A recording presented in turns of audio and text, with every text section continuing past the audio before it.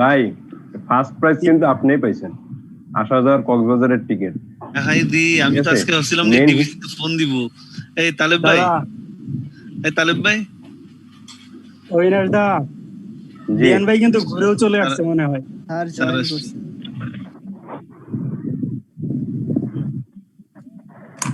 Mentor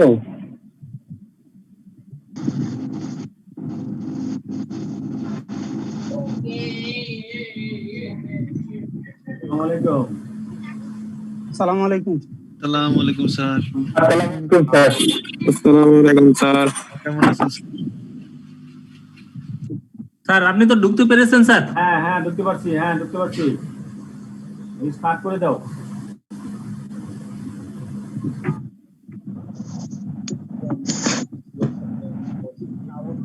Assalamu alaikum, my dear friends. We have already read 10 minutes late. We want to start our class immediately. সবাই ভালো আছেন? জি sir. Sir কেমন আছেন? আলহামদুলিল্লাহ sir, ভালো। আলহামদুলিল্লাহ ভালো স্যার। আসসালামু আলাইকুম স্যার, ভালো আছি। ক্লাস শুরু করে দেই। জি স্যার। অলরেডি স্যার শুরু করেছি। ঢুকতে পারতেছিলাম না, নেটের প্রবলেম হচ্ছিল, অনেকক্ষণ পরে ঢুকতে পারছি। আমরা গত ক্লাসে আমরা যে আলোচনা করছিলাম,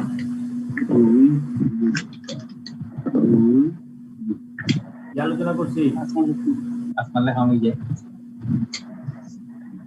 আসমানে দৌড় পড়ে যায়, হ্যাঁ আসমানে জোর পড়ে যায়। এটা আগে করবে না, আমরা দেখলাম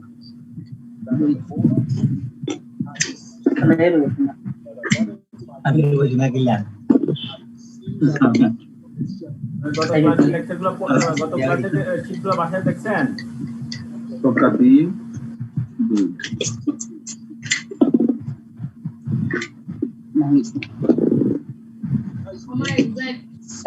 হ্যালো ভাই, কে জানি লুডো খেলতেছেন, একটু মিউট করে লুডো খেলেন। গত ক্লাসে আমরা যে আলোচনা করছিলাম, এগুলো কি বাসায় দেখছেন?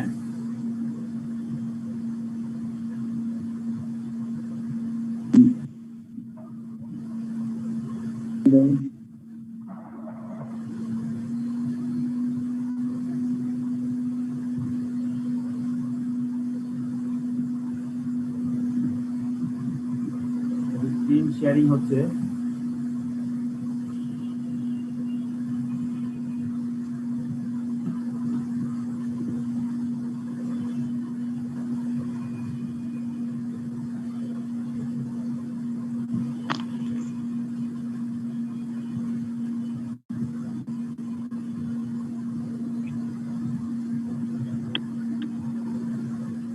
দেখা যাচ্ছে কিছু?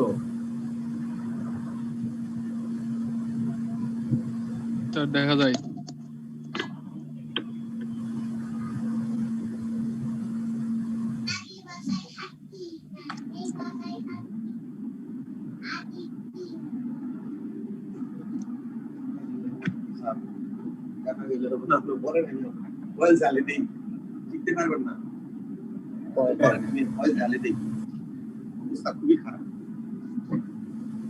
গতকালকে আমরা কি কি আলোচনা করছি, একজন ভাই একটু রিভিউ করেন তো।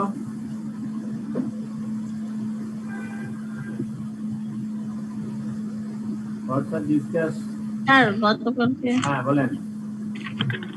Civil law and criminal law, difference between civil law and criminal law. Civil law and criminal law. Difference between civil law and criminal law.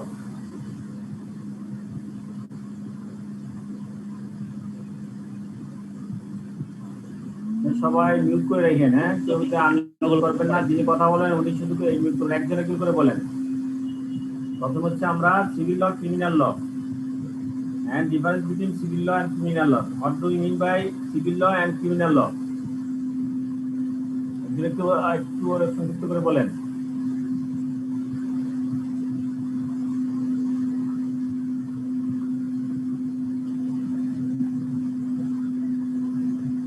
Civil law deal with the dispute between individual organization or between the two in which compensation is awarded to the victim. Thank you. Criminal law? Criminal law is the body of law that deal with crime and the legal punishment of criminal offenses.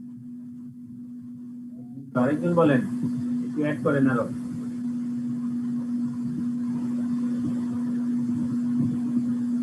Difference between civil law and criminal law.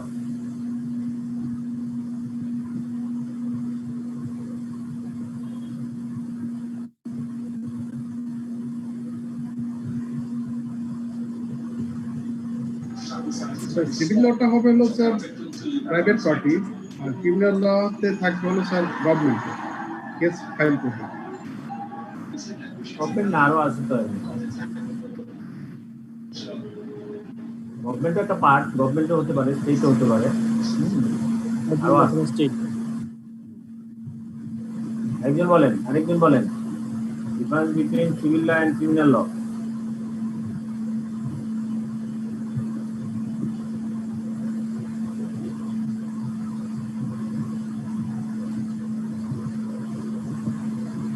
বলেন। Sir, criminal law deals with the behavior that is or can be construct as an offense against the public, society or the state. Okay, thank you. একটা পুরোটা বলতে হবে, হ্যাঁ। Offence against Public, society and state. and state. Okay, thank you. Next হচ্ছে civil লটা বলেন।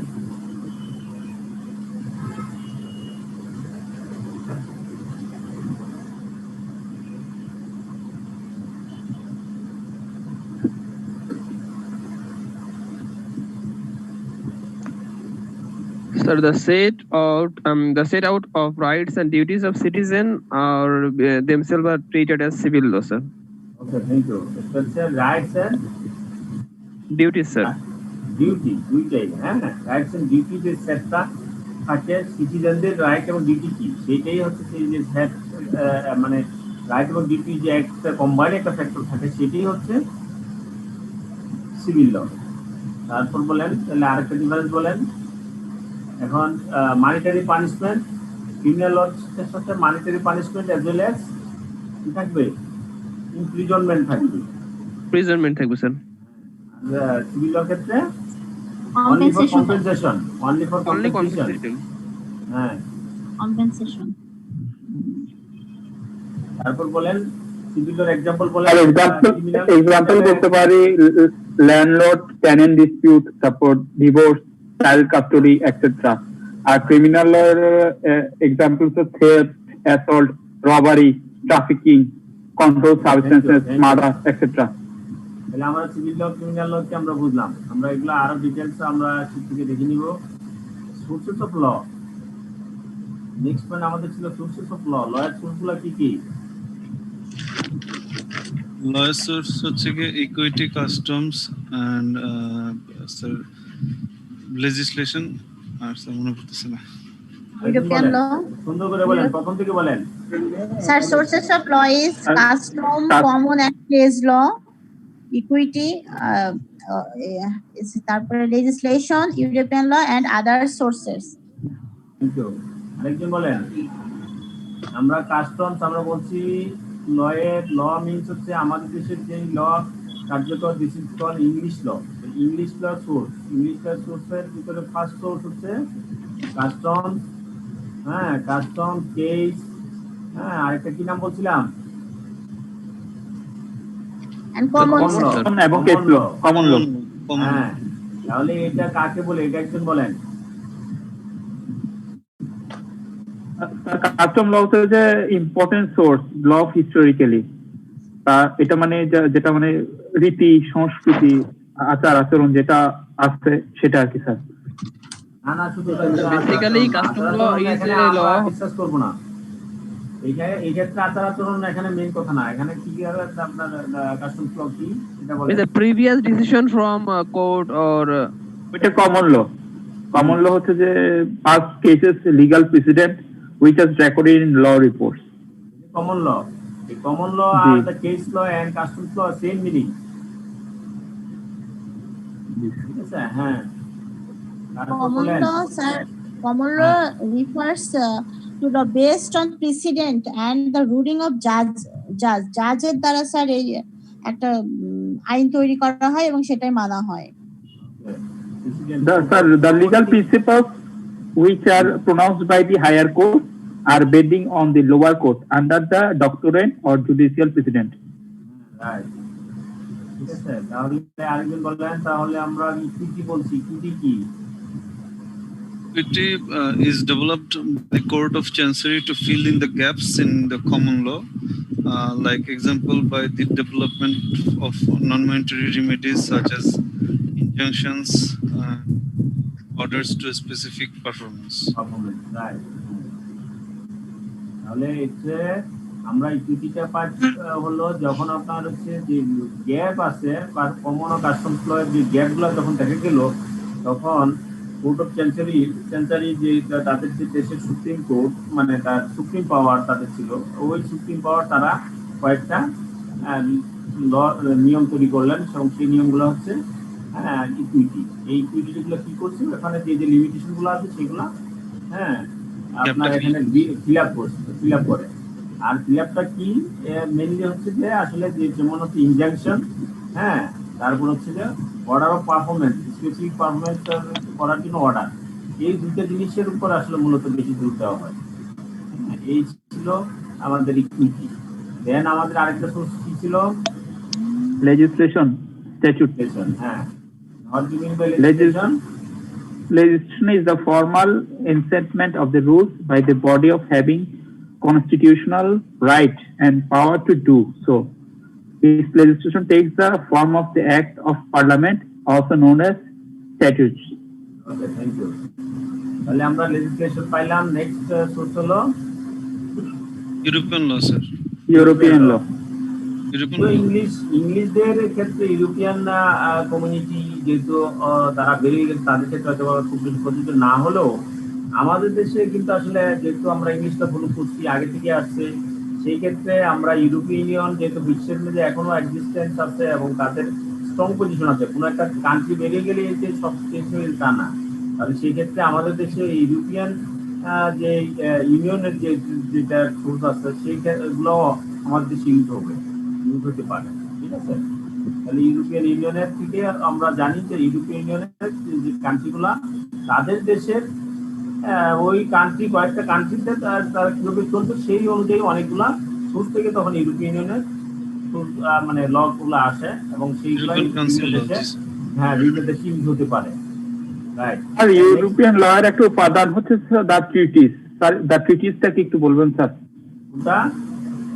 The treaties, European ল এর একটা উপাদান ট্রিটিস। ওটা কি স্যার? ট্রিটি। জি স্যার, ট্রিটি হচ্ছে আপনার কোন দেশে যে কোনো জিনিস এতে যারা ইউরোপীয় ইউনিয়ন তৈরি করলো, ইউরোপীয় ইউনিয়ন তো আর এমনি চলবে না, তাদের ভিতরে কি হবে বাইলেটারাল এগ্রিমেন্ট হয় দুই দেশের ভিতরে হলে, তারা যেহেতু অনেকগুলো কান্ট্রি মাল্টিল্যাটারাল আপনার চুক্তি হয়, মাল্টিল্যাটারাল ট্রিটি। এইটাকে চুক্তি, এটা বাংলা হচ্ছে চুক্তিনামা। চুক্তি তারা কিভাবে চলবে, তাদের দেশের স্বার্থগুলো কিভাবে রক্ষা করবে, এক কান্ট্রি কমন কারেন্সি আরেক দেশে ইউজ হচ্ছে, তারা কমনলি বর্ডারে ক্রস করতেছে, সেই এই নিয়মগুলোর জন্য তাদের অনেকগুলো চুক্তি হয়। আসলে এই চুক্তিগুলোও তাদের একটা আইন, এটা this is called the treaty. Clear? আচ্ছা, ডিরেক্টিভ কোনটাকে বলবো স্যার? ডিরেক্টিভ স্পেশাল যদি কোনো ডিরেকশন দেওয়া হয়, যেমন মনে করেন যে আপনার আমার আইসিএমইবি ডিরেক্টিভ, মানে আইসিএমইবি থেকে কোনো স্পেসিফিক মানে ইভেন্টের জন্য স্পেসিফিক কারণে আপনার কোনো সার্কুলেশন করা হলো, সেটা হচ্ছে ডিরেক্টিভ নির্দেশনা। সেটা কিছু নির্দেশনা থাকে ওই টাইপের। সেটা হচ্ছে ডিরেক্টিভ। আর প্রথম হচ্ছে চুক্তি একটা, ডিরেক্টিভ আরেকটা। ঠিক আছে, আমরা ওইগুলো আসলে ডিটেইলস আলোচনা করি নাই, কারণ আমাদের সময় স্বল্পতার কারণে আমরা ওইদিকে যাব না। নেক্সট আমাদের নেক্সট সোর্স আদার সোর্সেস। আদার সোর্স মানে কি একজন বলেন? It may be that there is no এর বাইরে যেগুলো আছে সেগুলো আদার সোর্স। উপরে যেগুলো সোর্স নাই সেগুলো আদার। তাহলে কি হতে পারে উপরে সোর্স নাই মানে? বিভিন্ন দেশের আরো কান্ট্রি আছে, যেমন বর্তমানে লিড করতেছে বিশ্ব লিড করে আমেরিকা, লিড করতেছে বিভিন্ন ক্ষেত্রে জার্মানি, তাহলে বিভিন্ন কান্ট্রি তাদের যে লিডিং যে পাওয়ার, ওই সব দেশের কোনো আইনও অন্য কোনো দেশে ইউজ হতে পারে, যে উপরে যেগুলো আছে সেগুলো একটাও মানে আপনার পড়তেছে না, তখন আমরা অন্য কান্ট্রি অন্য আইনও এখানে আসতে পারে। This is call other source. Clear?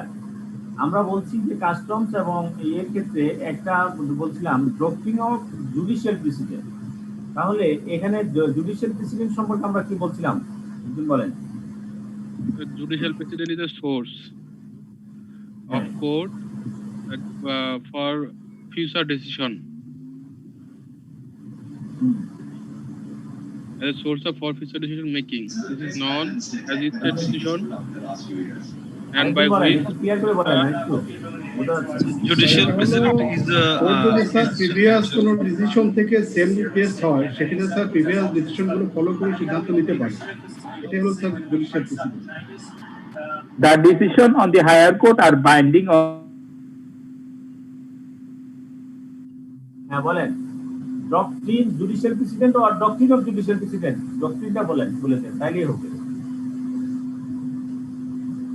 Judicial president নিজে একটা ডিসিশন যেটা স্যার কোর্ট ইউজ করে বিভিন্ন সোর্স থেকে ফিউচার ডিসিশন মেকিং এর জন্য। জুডিশিয়াল প্রেসিডেন্ট হচ্ছে So the decision of higher court are binding on the lower court. Especially it is sir judicial precedents. Doctrine of judicial president মানে ডক্ট্রিনটা মানে কি বলছিলাম? ডক্ট্রিন মানে কি স্যার? মূল মন্ত্র, প্রিন্সিপাল, নীতি, মৌলিক বিষয় মানে হচ্ছে স্যার মতবাদ। হ্যাঁ মতবাদ, ডক্ট্রিন মতবাদ, প্রিন্সিপাল, এই হচ্ছে। তাহলে এই মতবাদটা জুডিশিয়াল প্রেসিডেন্টের মতবাদটা কি? মতবাদটা হচ্ছে হায়ার কোর্টের ডিসিশনগুলো যদি অথরিটেটিভ এবং binding to the lower court, then this is called doctrine of judicial precedent. এবং সেটা কি হবে আজ হায়ার কোর্টের যে আজকে যে ডিসিশন বা যে ডিসিশনগুলো পরবর্তীকালে ভবিষ্যতের কোনো ডিসিশনের ক্ষেত্রে লোয়ার কোর্টে ডিসিশনের উপর বাধ্য করা হয়, সেটি হচ্ছে doctrine of judicial president. Clear? তাহলে আমরা নেক্সট টপিকটা আমরা শুরু করব।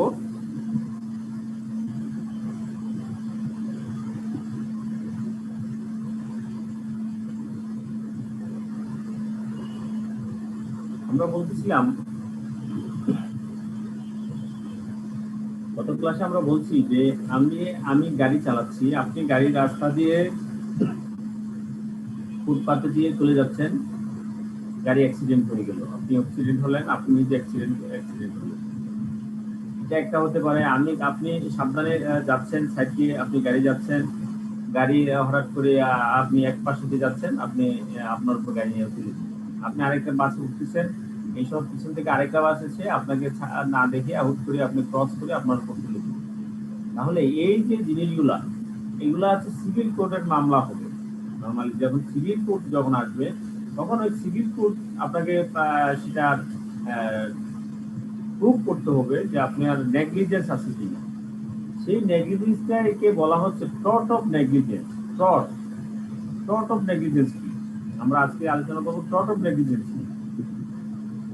তাহলে tort is a civil wrong. Tort মানে হচ্ছে সিভিল রং। আপনার যে সিভিল কোর্ট বলবো, সিভিল কোর্টে যাওয়ার আগে তো সিভিল রং আসবে। তাহলে এই রং, সিভিল রং যেটা, সেটাকে নামটা ইউজ করা হয় টর্ট হিসাবে। Tort is a civil wrong. Action is brought by victim of wrongful conduct. ঠিক আছে? By the victim of wrongful conduct against the wrongdoer. ঠিক আছে? তাহলে action is brought, কোনো কাজ মানে আপনার কোনো বল প্রয়োগ অথবা কোনো কিছু করা, brought নিয়ে আসা by the victim of wrongful conduct, যিনি রংফুল কন্ডাক্টের ভিকটিম হলেন, অর্থাৎ হচ্ছে ক্লেমেন্ট। ঠিক আছে? এগেইনস্ট দ্য রং ডুয়ার, যিনি খারাপ কাজটা করলেন, যে খারাপ করছেন, অর্থাৎ যে মানে আপনার অন্যায় করছেন, অন্যায়ের বিরুদ্ধে যার উপর অন্যায় মানে আপনার যে নির্যাতিত হলেন অথবা যিনি এখানে ভুক্তভোগী, এই ভুক্তভোগী হচ্ছে wrongful victim of wrongful conduct. ঠিক আছে, ভিকটিম অফ রংফুল কন্ডাক্ট, যিনি আপনার এটা রং ডুয়ার জন্য আপনি এটা এফেক্টেড হলেন। আর রং ডুয়ার হচ্ছে তিনি যে কাজটা করলো, হ্যাঁ, তাহলে এটার উপর যে ভিকটিম হলো তার বিরুদ্ধে যে কাজটা নেওয়া হয়, যেটা অ্যাকশনটা হইলো, সেটাকে বলা হচ্ছে টর্ট অফ নেগলিজেন্স থেকে আসছে। টর্ট আসলে অ্যাকশনে নেওয়া হলো। ফর মোস্ট টর্টস, ম্যাক্সিমাম যে টর্টসের ক্ষেত্রে যেটা হয়, particularly the tort of negligence. Tort মানে হচ্ছে আসলে টর্টকে টর্ট অফ নেগলিজেন্স হিসাবেই নরমালি ইউজ করা হয়। The main remedy sought is damage. প্রধান যেটা আপনার রেমিডি চাওয়া হয় সেটা হচ্ছে ড্যামেজ চাওয়া হয়। ড্যামেজ আপনার যে ড্যামেজ হলো, যে ক্ষতি হলো, সেই ক্ষতিটাও চাওয়া হয়। আর এটা না আরেকটা নাম বলা হতে পারে মানিটারি কম্পেনসেশন। এটা যে মানিটারি কম্পেনসেশনটা চাওয়া হতে পারে। Negligence is the most important of all torts. মানে যত ভুল রং সিভিল রং বলি, সেই সিভিল রঙের ক্ষেত্রে মেইন হচ্ছে যে নেগলিজেন্সটাই আর কি, এটাই প্রধান, most important of all torts, and occurs when one person causes harm to another. One person causes harm to another by failing to take the care that is legally required. যেটা আইনত যেটা দরকার ছিল সেটা করতে ব্যর্থ হওয়া এবং তার জন্য আরেকজনের যে সমস্যা হওয়া, সেটাকে বলা হচ্ছে নেগলিজেন্স। আমার যা করা দরকার ছিল, আইনত যা করা দরকার ছিল তা না করার কারণে আরেকজনের যদি কোনো ক্ষতি হয়, তাহলে সেই যে আমি যে করলাম না, এইটাকে বলা হচ্ছে নেগলিজেন্স। তাহলে আমরা পাইলাম টর্ট অফ নেগলিজেন্স মানে হচ্ছে টর্ট কি, টর্ট আমরা পাইলাম সিভিল রং। এবং সিভিল রংটা কি করা হয়, সিভিল রং মানে হচ্ছে action is brought by the victim of wrongful conduct against the wrongdoer. এবং in most torts, particularly the tort of negligence এর কথা বলা হচ্ছে, tort মানে হচ্ছে tort of negligence এর কথা বলা হচ্ছে, যে main remedy south damage. tort of negligence এর কারণে ড্যামেজ চাওয়া হয় অথবা মানিটারি কম্পেনসেশন চাওয়া হয়। আর নেগলিজেন্সটা কি, negligence is the most important of all torts and occurs when one person causes harm to another by failing to take the care that is the legally required. তাহলে আমরা এখান থেকে টর্ট কি জানলাম, negligence কি জানলাম।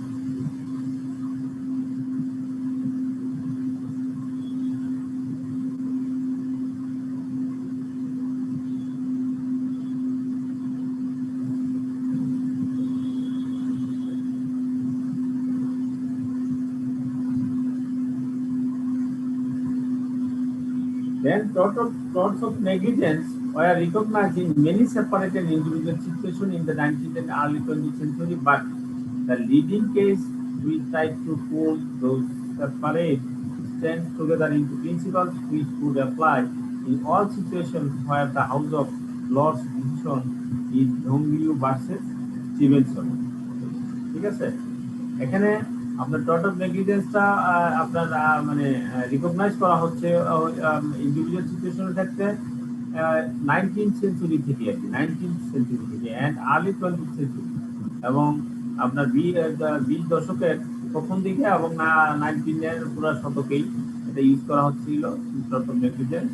এটা কিন্তু এটা যেটা মানে টর্ট অফ নেগলিজেন্সের সবচেয়ে মানে সামনে যখন আসছে, অর্থাৎ এটা যখন লিড করতেছে এখন সিভিল কোর্টে, সেটা হচ্ছে যখন একটা রায় আসলো, হ্যাঁ, এই রায়ে House of Lords decision, House of Lords তাদের ইংল্যান্ডের সেই ডিসিশনটা কিসের মাধ্যমে হচ্ছে, এটা হচ্ছে মামলার যে পক্ষ বিপক্ষ থাকে সেটা বলা হয় ডংহু ভার্সেস স্টিভেনসন। হ্যাঁ, তাদের এই যে মামলার রায়ের পর থেকেই টর্ট অফ নেগলিজেন্স সবচেয়ে বেশি সামনের দিকে চলে আসে। The history, tort of negligence history. In 1932, case of Dongyu versus Stevenson, the House of Lords decided that a person should be able to sue another who caused them loss or damage, even if there is no contractual relationship. ঠিক আছে, তার সাথে যদি কোনো contractual relationship নাও থাকে, কিন্তু তার জন্য যদি কোনো ড্যামেজ হয় অথবা কোনো লস হয়, তাহলে যিনি লস হচ্ছেন তিনি কি করবে, আপনার তার বিরুদ্ধে মামলা করা বা তার বিরুদ্ধে ফাইল দাখিল করতে পারবে। Dongyu was given a bottle of ginger beer by a friend. হ্যাঁ, ডঙ্গি কি করলো, এক বোতল জিঞ্জার বিয়ার হ্যাঁ তার বন্ধুর জন্য আনলো, who had purchase it for her.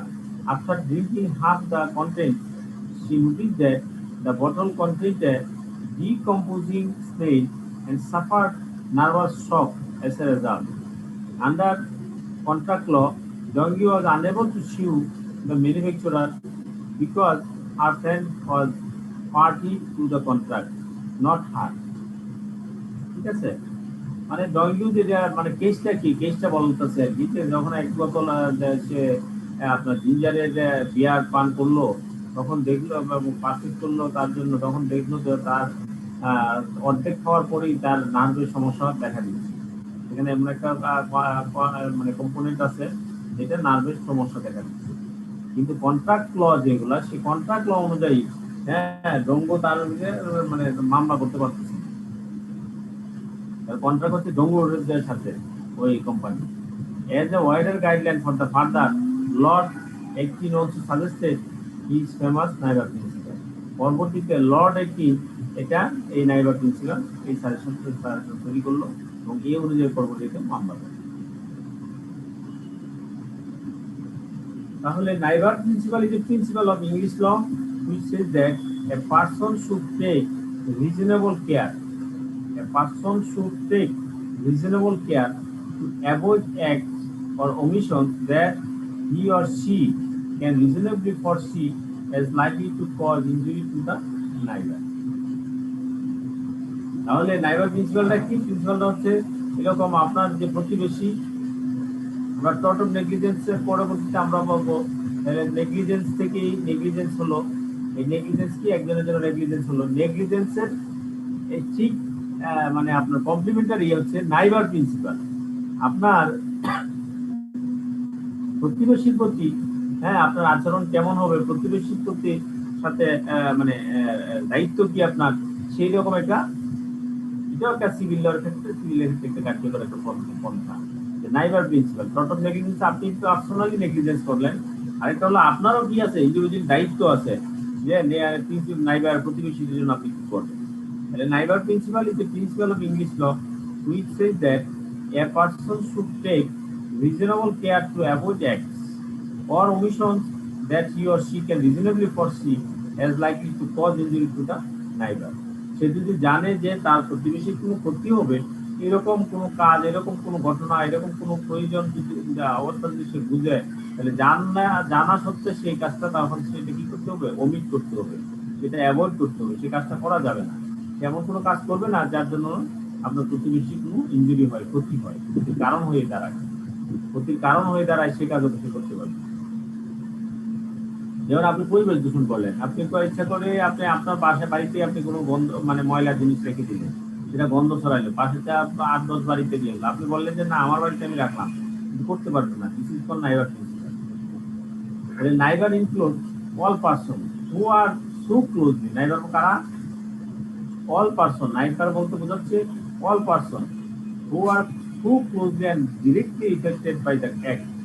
আপনার যে কার্য করলেন, যে কাজটা করলেন, যে ঘটনাটা ঘটালেন, সেটার জন্য সরাসরি যারা এফেক্টেড হবে ক্লোজলি, তারাই হচ্ছে neighbour. That the actor should reasonably think of them when engaging in the act or omission in question. There are the three essential elements. Neighbour প্রিন্সিপালের ক্ষেত্রে ও আবার এরকম আপনার 3টা পয়েন্ট সবচেয়ে বেশি গুরুত্ব দেওয়া হয়। একটা duty to take care, breach of duty, damage cause by negligence. আপনার প্রথমে হচ্ছে ডিউটি টু টেক কেয়ার, আপনার ডিউটি আছে সেটা টেক কেয়ার করার, হ্যাঁ আপনি সেই টেক কেয়ারের ডিউটি পালন করতেছেন কিনা। ব্রিচ অফ ডিউটি, আপনি আপনার যে দায়িত্ব সেই দায়িত্বটা ব্রিচ করতেছেন। ড্যামেজ কজ বাই নেগলিজেন্স, আপনার যে নেগলিজেন্স হলেন সেই নেগলিজেন্সের কারণে ড্যামেজ হয়েছে কিনা, এই হচ্ছে নাইবারিং প্রিন্সিপাল।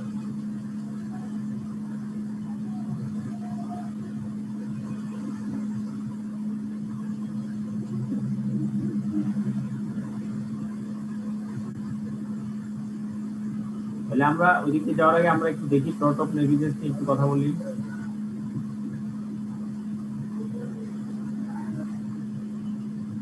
একদিন বলেন টর্ট অফ নেগলিজেন্স বলতে আমরা কি বলছি?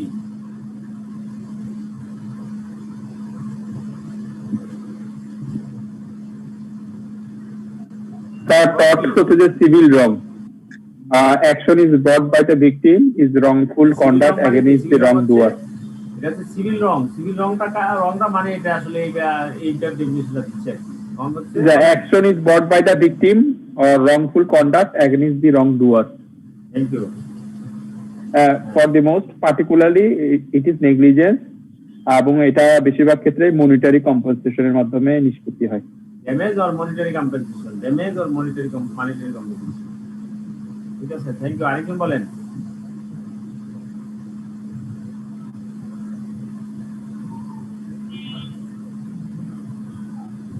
What of negligence is? অনেক কথা বলছি, আপনি সামনে থেকে বলতে পারেন কেউ, এরপর মানে যতটুকু বলছে এরপরেরটা বলেন। Negligence is the most important of all torts. এটি ঘটে যখন এক পার্সন অন্য কোনো লোকের ক্ষতি করে, অন্য কোনো ব্যক্তির ক্ষতি করে, by failing to take the care that is illegally required. আইনে তো যা করা দরকার ছিল সেই কাজটা যদি না করে, সবচেয়ে যদি ব্যর্থ হয়, তাহলে সেটাকে নেগলিজেন্স। ঠিক আছে স্যার? হ্যাঁ, মানে আমার নিজের দোষের কারণে যদি অ্যাক্সিডেন্ট হয় তাহলে এটা কি টর্ট অফ নেগলিজেন্সের মধ্যে আপনার পড়বে? দোষের কারণে বলতে আপনি অসচেতনতা, একটা হচ্ছে আপনি ইচ্ছাকৃতভাবে গিয়ে মেরে ফেলা। না না না, ঠিক আছে? নিজের আরেকটা অসচেতনতার হচ্ছে আপনি কারণে। সাবধান ছিলেন না, আপনি কেন যেন আপনার অন্য একটা চিন্তা আপনার মাথায় ঢুকে গেল, এটা আপনি নেগলিজেন্স। আপনি যখন গাড়ি চালাচ্ছেন আপনি তখন 100% গাড়ির দিকে আপনার মনোযোগটা থাকতে হবে, আপনার কোনো মাইন্ড অন্য দিকে কাজ করা যাবে না। ঠিক আছে, তো নেগলিজেন্স এখানে বলা হচ্ছে, যেটা আপনি কিন্তু সরাসরি ইচ্ছাকৃত ওন ওইতে আপনি কাজটা করেন নাই, কিন্তু আপনি আপনার যা যেভাবে করার দরকার ছিল আইনত ওইভাবে চলেন নাই, বিশেষ করে নেগলিজেন্স। ঠিক আছে, আমি রাস্তা যাচ্ছি, চিন্তা করতেছি বাসে আপনার সিগন্যাল নাই, আমি চিন্তা করলাম যে ফাঁকা দিয়ে আমি চলে যাবো, আমি দৌড় মারলাম, এই this is call negligence. Sir এই ক্ষেত্রে মানে সিভিল লটা কি বলে? মনে করেন আমার নিজের এর কারণে আমি নিজে ক্ষতিগ্রস্ত হয়েছি, নিজের প্রবলেমের কারণে, তখন সিভিল লটা কি বলে? সিভিল ল তো আপনি তার বিরুদ্ধে তো আপনি কোনো অ্যাকশনে যেতে পারবেন না, তার কোনো ড্যামেজ পাবেন না, কম্পেনসেশন পাবেন না, বরং আপনার বিরুদ্ধে আপনার আর মামলা মানে আপনার কম্পেনসেশন আপনি দিতে হতে পারে তাকে। স্যার ট্রটটা একটু আরেকবার একটু বলবেন। নেগলিজেন্স তো বুঝলাম, কিন্তু ট্রটটা টর্ট হচ্ছে আপনার সিভিল রং। টর্ট মানে হচ্ছে সিভিল রং, মানে আপনি যে সিভিলাইজেশন অর্থাৎ আপনার সিভিলাইজেশন যা করা দরকার ছিল ওইটা ওইভাবে না করাটাই হচ্ছে টর্ট, এটা কি টর্ট হিসেবে বলা হচ্ছে। আর এই টর্টটা বলতে হচ্ছে এই যে সিভিল রংটা, সেটা মেইনলি আমাদের এখানে যেটা হয় আপনার নেগলিজেন্সের কারণে আসলে যে ভুলটা হয় সেটাই এখানে মূল বিষয়, এটাই বলা হচ্ছে টর্ট অফ নেগলিজেন্স। টর্ট বলতে এখানে বোঝানো হচ্ছে আপনার ভুল করা, আপনি যেটা যেভাবে করা দরকার ছিল সেভাবে না করা, এটাই হচ্ছে টর্ট। তাহলে স্যার নেগলিজেন্সিও তো এটাই বলতেছে না, যে লিগ্যালি যেভাবে করা দরকার ছিল। একটা পার্ট হচ্ছে নেগলিজেন্স, শুধু আপনার অসাবধানতা বশবর্তিত রং, আর অসাবধানতা ছাড়াও তো আরো অনেক রং হতে পারে সিভিল রং। ক্লিয়ার?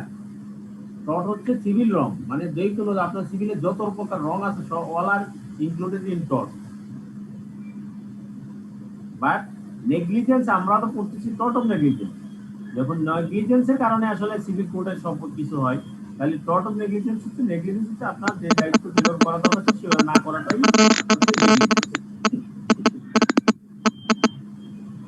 ক্লিয়ার? না স্যার বুঝলাম না আসলে স্যার।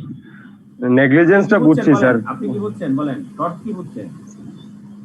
স্যার এটা নেগলিজেন্সটা যেটা বুঝি, লিগ্যালি যেটা করার দরকার ছিল সেটা আমি যদি না করি, হ্যাঁ সেটা হচ্ছে আমার নেগলিজেন্স। স্যার আপনি অনুমতি দিলে আমি বলতে পারি স্যার। হ্যাঁ বলেন।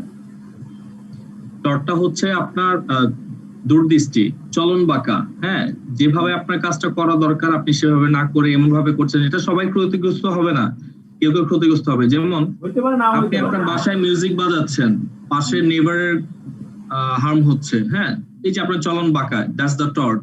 আপনি একটা কফি শপে কফি খেতে গেলেন, তো সেখানে কফিটা এত পরিমাণে গরম যে আপনার ঠোঁটটা পুড়ে গেল, কিন্তু ন্যাচারালি এত পরিমাণ গরম থাকবে না, একটা নিয়ম আছে কতটুকু হিট থাকবে, একটা মানুষ যেটা পান করবে সেটা কতটুকু হিট থাকবে। যখন এই অতিরিক্ত হিটের কারণে আপনার ঠোঁটটা পড়ে যায় তখন আপনি টর্টের এগেইনস্টে আপনি মামলা করতে পারেন যে তুমি এই জিনিসটা আমাকে করতে পারো না।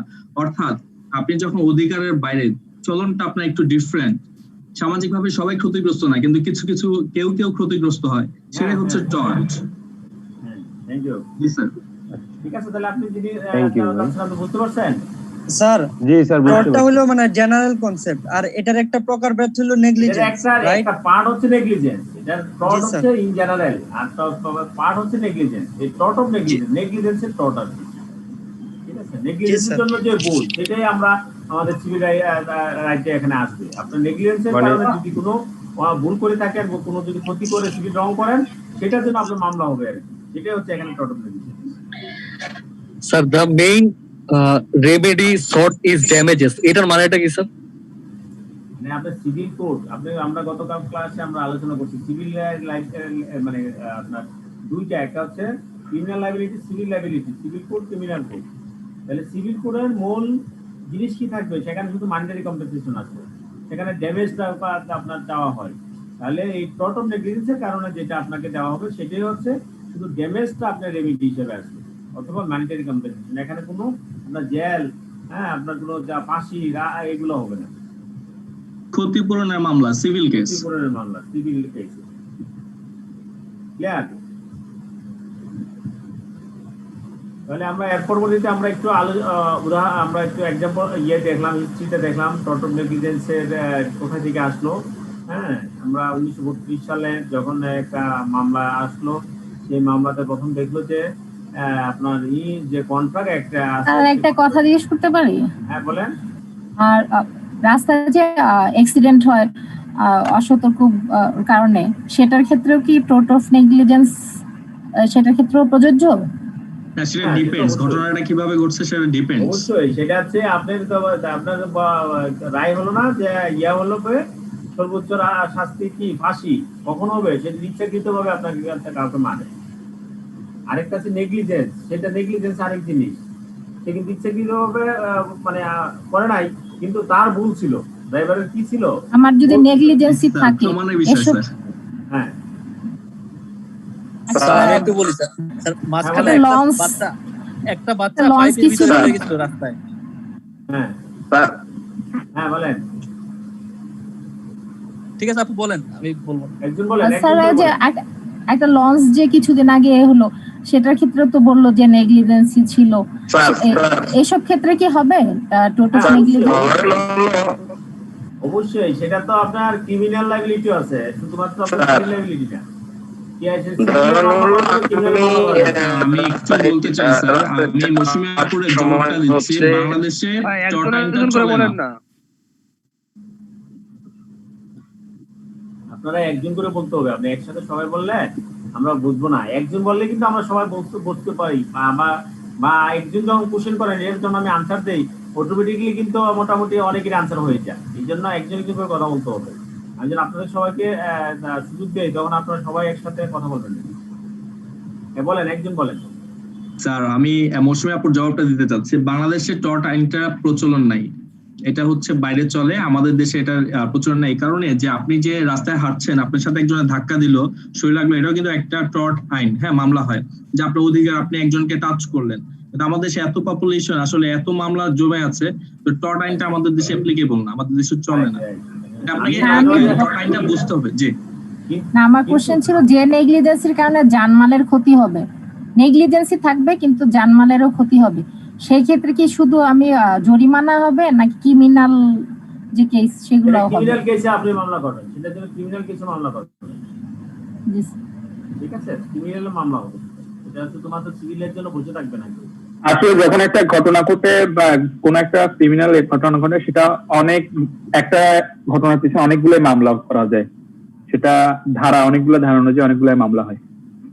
ওকে, টর্টের মামলার একটা বৈশিষ্ট্য হলো এটা আপনি ডাইরেক্ট ক্ষতিপূরণ পাবেন, মানে আপনাদের যে ক্ষতিটা হয়েছে এটা এগেইনস্ট আপনাকে অর্থ দিয়ে এই ক্ষতিপূরণটা করা হয়। স্যার এখানে আমরা বুঝবো কেমনে এটা ইচ্ছাকৃতভাবে করছে নাকি নেগলিজেন্সির কারণে হয়েছে?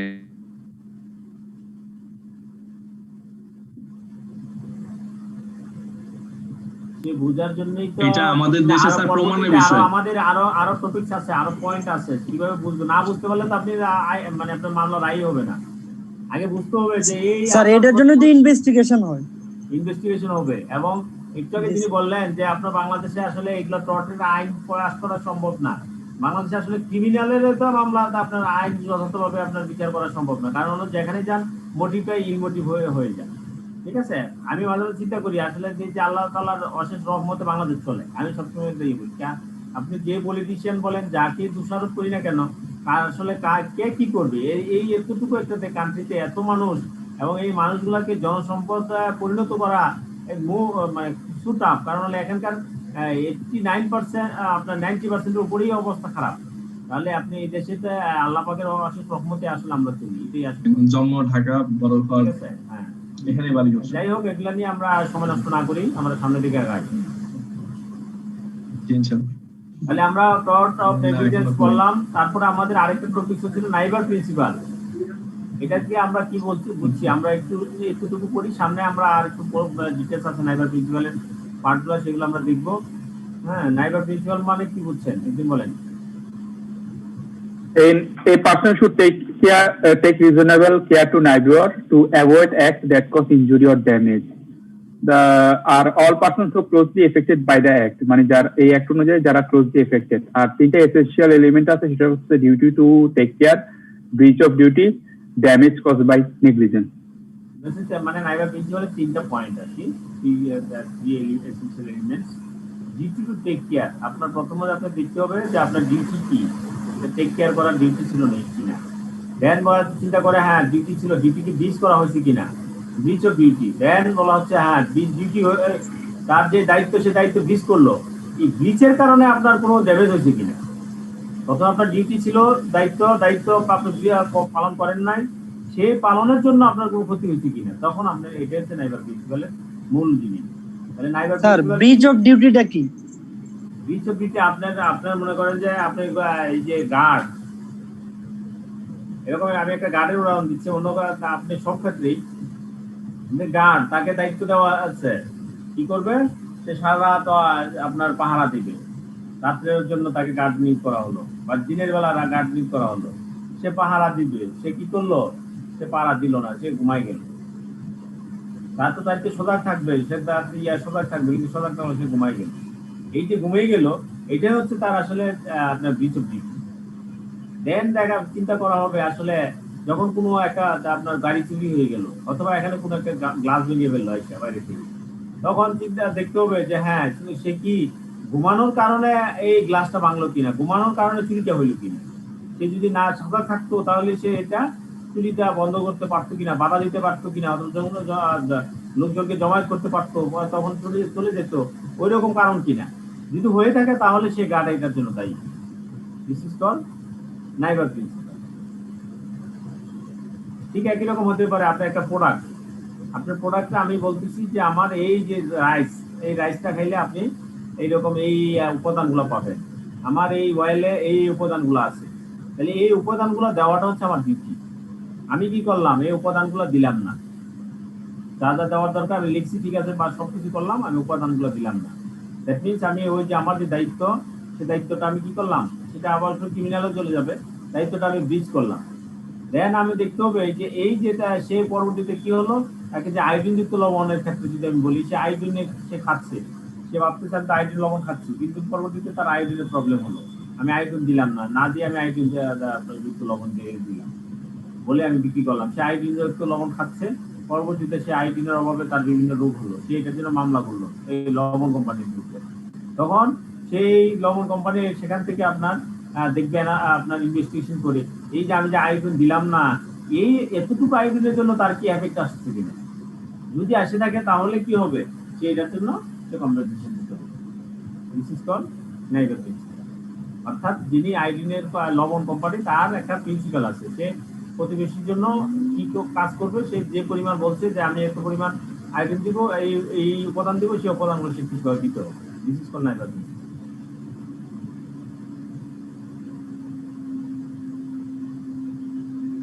বলেন, একজন বলেন নাইবার প্রিন্সিপাল কি, আরেকজন বলেন, একটু এলাবোরেট করেন।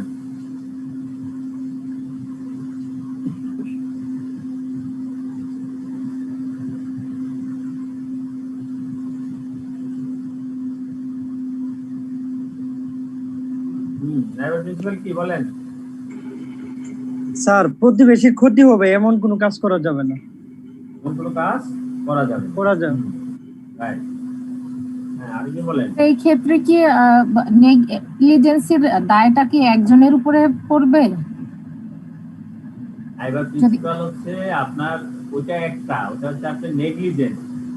নেগলিজেন্স হচ্ছে আপনি নেগলিজেন্সের কারণে এফেক্টেড হয়ে গেল বা হলো, আর এটা হলো আপনার সবসময় আপনার কি আছে, আপনার প্রতিবেশীর প্রতি আপনার একটা দায়িত্ব আছে। This is call neighbour principal.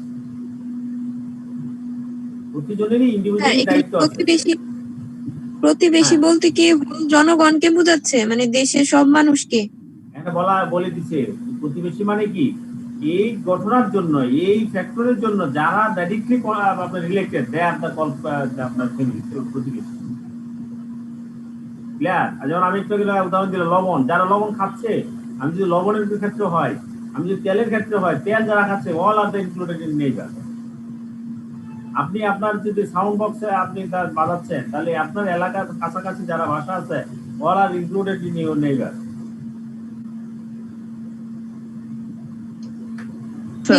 লবণ তো সবাই খায়, সবাই, তাহলে সবারই ক্ষেত্রেই তো একই। সবাই ক্ষেত্রে এই জন্য নেইবার প্রিন্সিপাল মানে হচ্ছে যিনি লবণ কোম্পানি লবণ তৈরি করতেছেন তার প্রিন্সিপাল, সে যে অনুযায়ী মানে যেভাবে বলছে সেভাবে সে এই এখানে এগুলো মানে প্রোভাইড করছে। আর তাহলে কারখানায় যে কারখানায় কালো ধোঁয়া ওরা যে পরিবেশ করে, তাহলে তো এরাও সাধারণ মানুষের যে ক্ষতি করে, এক্ষেত্রে কি নেইবার প্রিন্সিপালে পড়বে এটা? হ্যাঁ, নেইবার প্রিন্সিপালে পড়বে।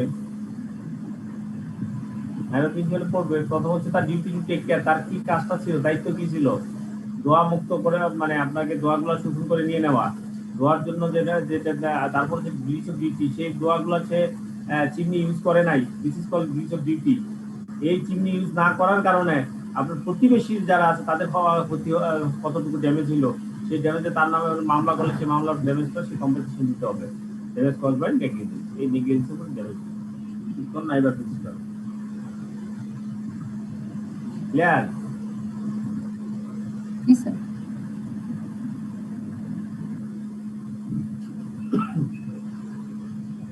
আমি একটু সামনের দিকে আগাই। আর কোনো কোশ্চেন না থাকলে নাইবার প্রিন্সিপাল সম্পর্কে আমরা সামনে আগাচ্ছি।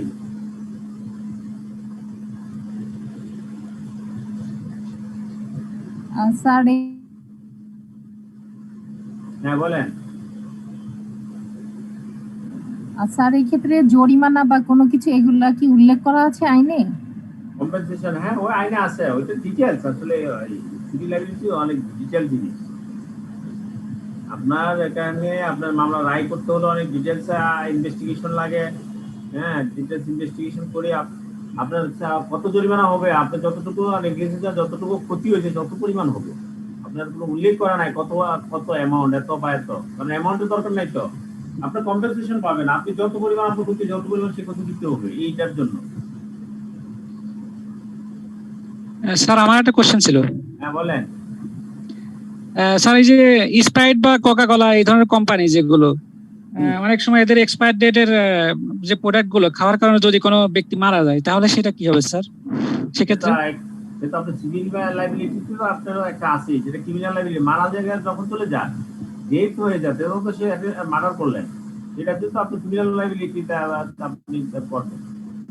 অ্যাজ ওয়েল অ্যাজ আপনি কোনো ক্ষতি হলেন, আপনার স্বাস্থ্যের একটু সমস্যা হলো, this is included in civil liability. রাস্তায় তো অযথা হর্ন বাজায় মানুষের, হার্টের পেশেন্ট বা বললাম উন্নত দেশে সব আছে এখন, আস্তে আস্তে সব হচ্ছে সিভিল লাইবিলিটি। এটা তো আমাদের দেশে তো ওইভাবে এখনো আসে নাই, ওইভাবে এগুলো যখন আসবে তখন ওইরকম মামলা অ্যাভেলেবেল মামলা হবে। এখনো হচ্ছে না তা না, হর্ন বাজাচ্ছে, অন্তত হর্ন বাজালে তো আপনি ইচ্ছা করলে যে ট্রাফিক আইনে হিসেবে অনেক মামলা দিতে পারতেছে।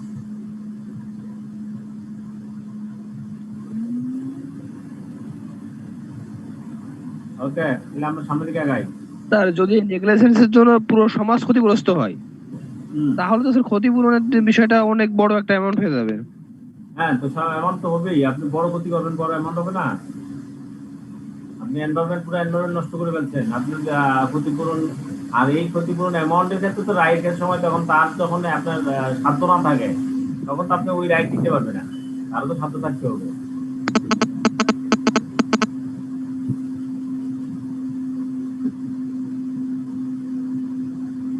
দেন আমরা বলবো ডিউটি টু টেক কেয়ার। এর মানে কি আমরা একদম বলে ফেলছি, এগুলো আলোচনা হয়ে গেছে, তারপর আমরা বইয়ের ভাষাগুলো বলি। Duty of care is essential and individual responsibility. You have the foresight that your actions are likely to affect someone. The duty of care is essential and individual responsibility. Duty of care মানে হচ্ছে ইন্ডিভিজুয়ালের responsibility, আপনার দায়িত্ব কি সে দায়িত্বটা বোঝানো।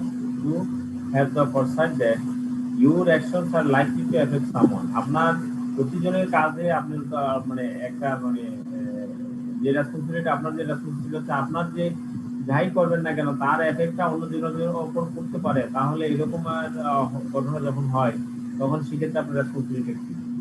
There is an important condition under the liability of negligence that the defendant owes a legal duty towards the plaintiff. Plaintiff মানে হচ্ছে আপনার যিনি হচ্ছেন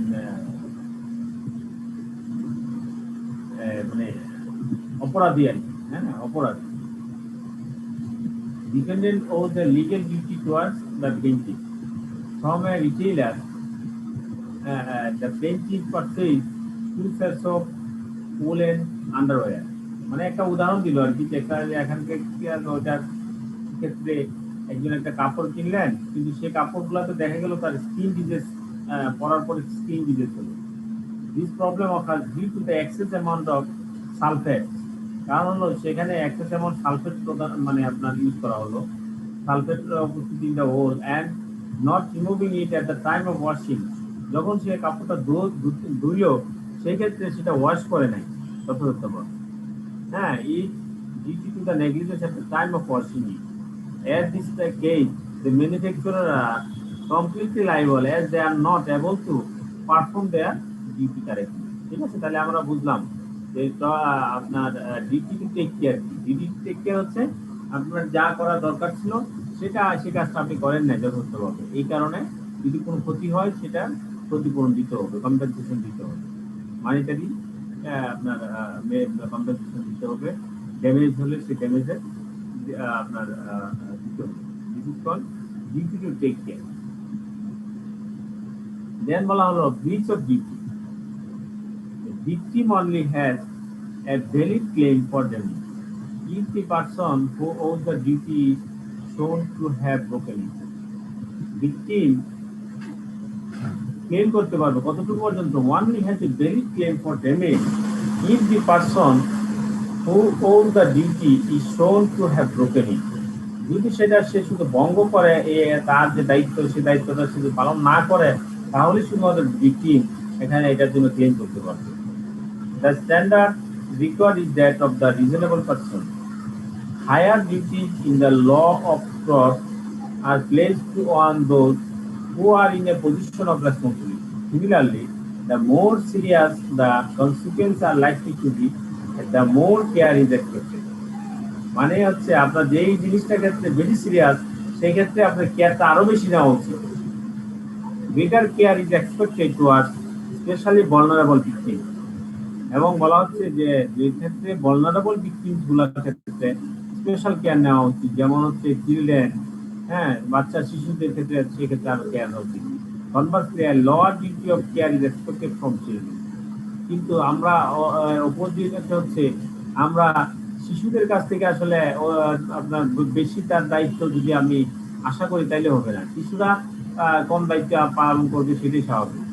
যেমন মনে করেন যে আপনার গাড়ি চালাচ্ছেন, আপনার এক বাচ্চা গিয়ে আপনার দৌড় মারলো, গাড়িতে চলে পড়ে গেল, তাহলে সেই ক্ষেত্রে আপনার যিনি গাড়ি চালাচ্ছেন উনি একটু আসলে দেখে শুনেই চালাতে হয়, খুব খেয়াল রাখতে হয় বাচ্চা কাচ্চা আসছে কিনা, পশু পাখি পড়লো কিনা, এই খেয়ালটা তার রাখতে হবে। শিশু তো আসলে ওই দায়িত্ব ওই রকম না, আবার শিশুর দায়িত্ব নাই, কিন্তু সেক্ষেত্রে দেখা হবে যে শিশুর যে গার্ডিয়ান তারা কেন ছেড়ে দিল তাকে, সেটা অবশ্যই এখানে অ্যানালাইসিস করা হবে।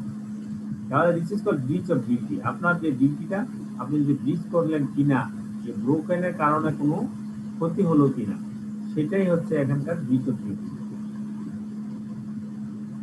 দেন বলা হচ্ছে damage cause by duty negligence. আপনার ড্যামেজ হলো, হ্যাঁ, সেই ড্যামেজটা আপনার নেগলিজেন্সের কারণে হলো কি?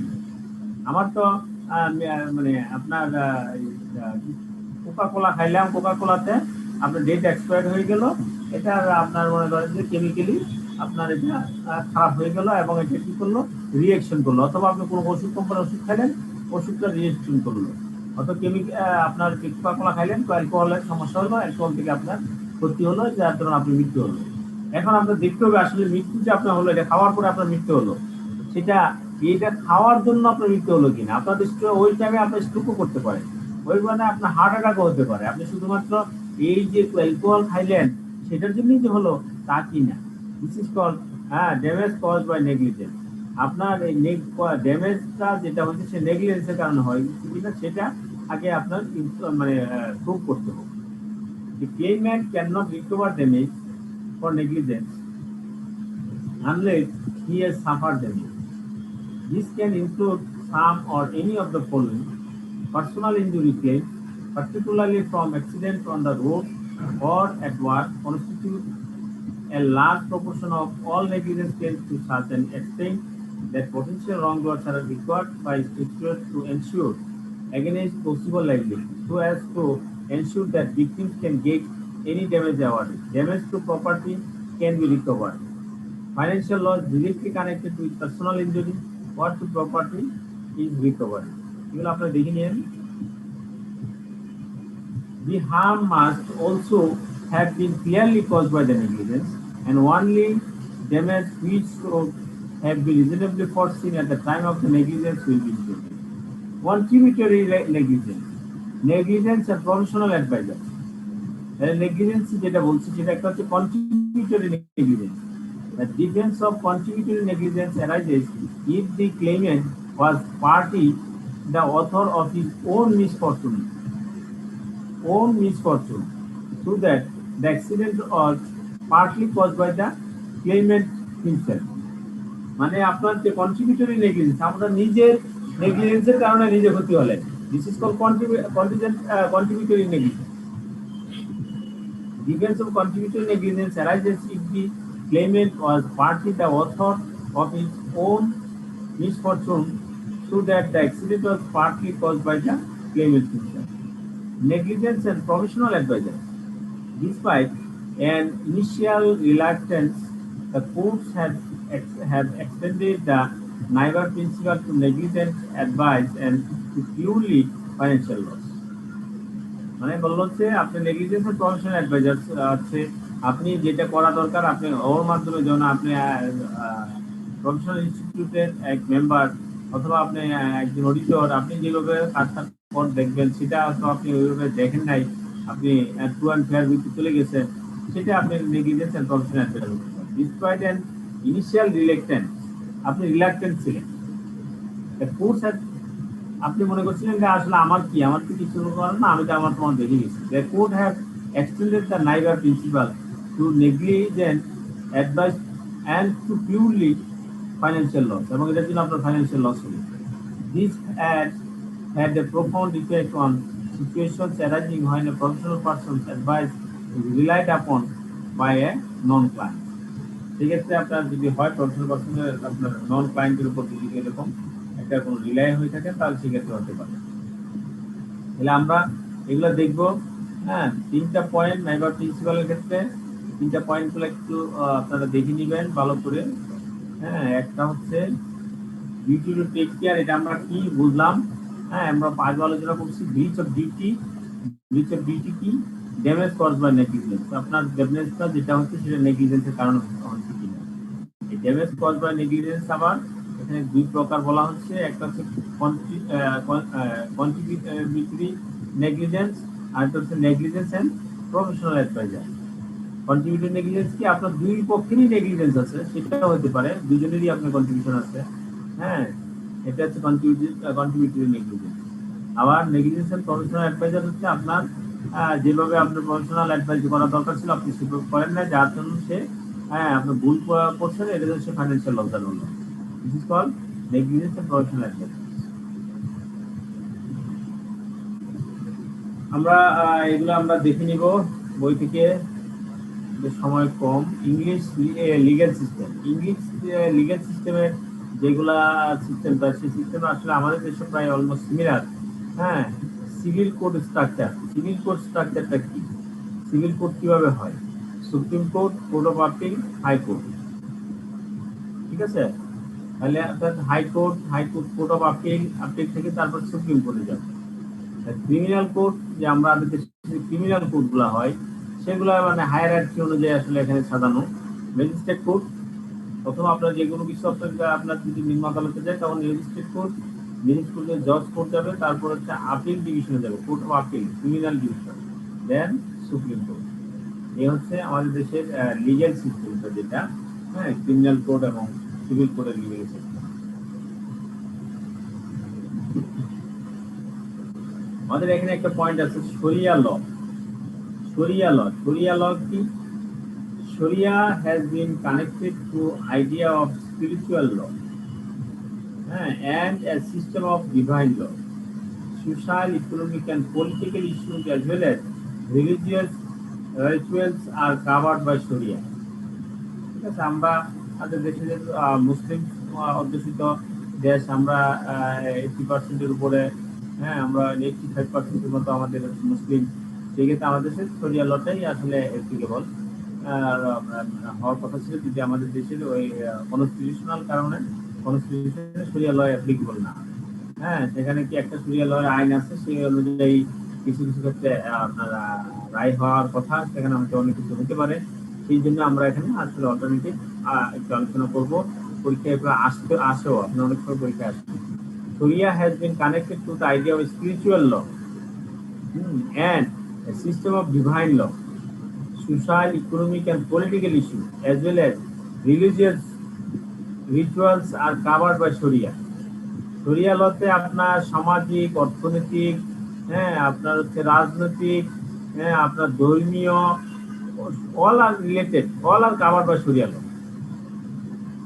Sharia lawতে শুধুমাত্র আপনার যে শুধু আইন, আপনার মামলা মোকদ্দমা সামাজিকতায় এখানে চলবে বা অর্থনৈতিক আইন হবে তা না। সোশ্যাল, ইকোনমিক, পলিটিক্যাল, হ্যাঁ এজ ওয়েল এজ আপনার ধর্মীয় এবং আপনার যে spiritual, all are include covered by the Sharia. Sharia লয়ে প্রাইমারি সিস্টেম অফ শরিয়া ল হচ্ছে কোরআন, সুন্নাহ, কোরআন, সুন্নাহ। হ্যাঁ, মেন হচ্ছে এই দুইটা। তার পরবর্তীতে যখন আসলো কোরআন সুন্নাহর পর ইজমা এন্ড কিয়াস, তাহলে টোটালি যদি আমরা বলি, আমরা বলতে পারি কোরআন, সুন্নাহ, ইজমা, কিয়াস, those are the sources of Sharia law. কোরআন কি? কোরআন তো আমরা জানি আল্লাহ পাক রব্বুল আলামিন সরাসরি আমাদেরকে যেটা দিয়েছেন এবং সেখানে যা যা উল্লেখ করা আছে সেটা হচ্ছে কোরআন। সেই অনুযায়ী যদি কোনো আইন হয়, সেই অনুযায়ী কোনো যদি আপনার কোনো রায় হয়, সেটাই হচ্ছে as the sources of Sharia law. দেন হচ্ছে সুন্নাহ। সুন্নাহ হযরত মুহাম্মদ সাল্লাল্লাহু আলাইহি সাল্লাম যিনি আমাদেরকে যেই ডিরেকশন দিয়েছেন এবং সেই অনুযায়ী, হ্যাঁ as per approved direction, if we are provide any judge or any decision, then it's called sunnah, called sources of Sharia law. Then ijma, ijma হচ্ছে আপনার যখন হযরত মুহাম্মদ সাল্লাল্লাহু আলাইহি সাল্লামের পরবর্তীতে সুন্নাহর পরে যখন সাহাবী আজমাইনগণ তারা যখন তাদের কোনো কাজ তখন ডিসিশন দিতে গেলে যখন পুরোপুরি ক্লিয়ার হচ্ছিলেন না, তখন তারা আলোচনার মাধ্যমে যখন যেটা করতেন সেটা হচ্ছে ইজমা। দেন হচ্ছে কিয়াস, সাহাবিয়াদের পরবর্তীতে, খিলাফতের পরবর্তীতে যখন বিভিন্ন বর্তমান পর্যন্ত যখন আপনার কোনো ইসলামিক কোনো ডিসিশন আসবে, তখন তাদের ইসলামিক যারা পণ্ডিত থাকবেন, ইসলামিক যারা আপনার আমরা বলি যে মুফতি যারা, তারা মিলে যদি কোনো ডিসিশন দেন, তখন ডিসিশন আপন কিয়াস। এ হচ্ছে আমাদের ফোর সোর্সেস অফ শরিয়া ল: কোরআন, সুন্নাহ, ইজমা and qiyas. It is believed that Sharia law must provide fully for a personal spiritual and physical well-being. On this basis, it must be comprehensive. 5 categories of actions are identified. অর্থাৎ আমাদের যে শরিয়া লতে আসলে আমাদের ইসলামের যেটা হয় সেখানে 5টা আপনার পিলার, 5 পিলারের উপর ইসলাম শরিয়া ল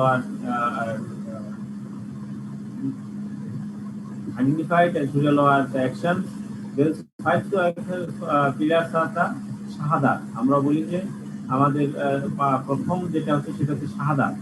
আপনি প্রথম শাহাদাত, তারপর হচ্ছে সালাত। প্রথমেই আপনার হচ্ছে আল্লাহ এক, একত্ববাদে বিশ্বাস করতে হবে, দিস ইজ শাহাদাত। দেন একত্ববাদের পরেই আল্লাহ তাআলা বলছেন যে আমাদেরকে সালাত কায়েম করতে হবে, দিস ইজ কল্ড সালাত। দেন সাওম, যাকাত এন্ড হজ। This is the 5 pillars of Islam. হ্যাঁ, তাহলে as a Muslim, we know about the 5 pillars of Islam and as well as the sources of Sharia. This is the topics of our syllabus. আমরা যদি আমার শিটটা যদি আপনারা দেখেন তাহলে আমরা দেখতে পাবো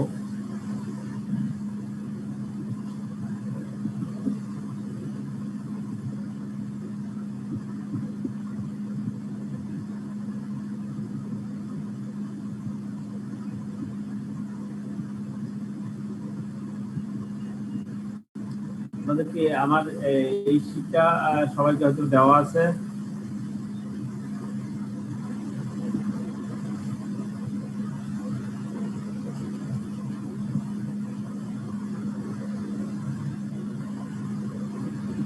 ওয়ার্ড ফাইলটা কি দেখা যাচ্ছে? এই ফাইলটা দেওয়া আছে আমাদের। জি স্যার। ওয়ার্ড ফাইলটা দেখা যাচ্ছে এখানে আপনার ইয়েতে?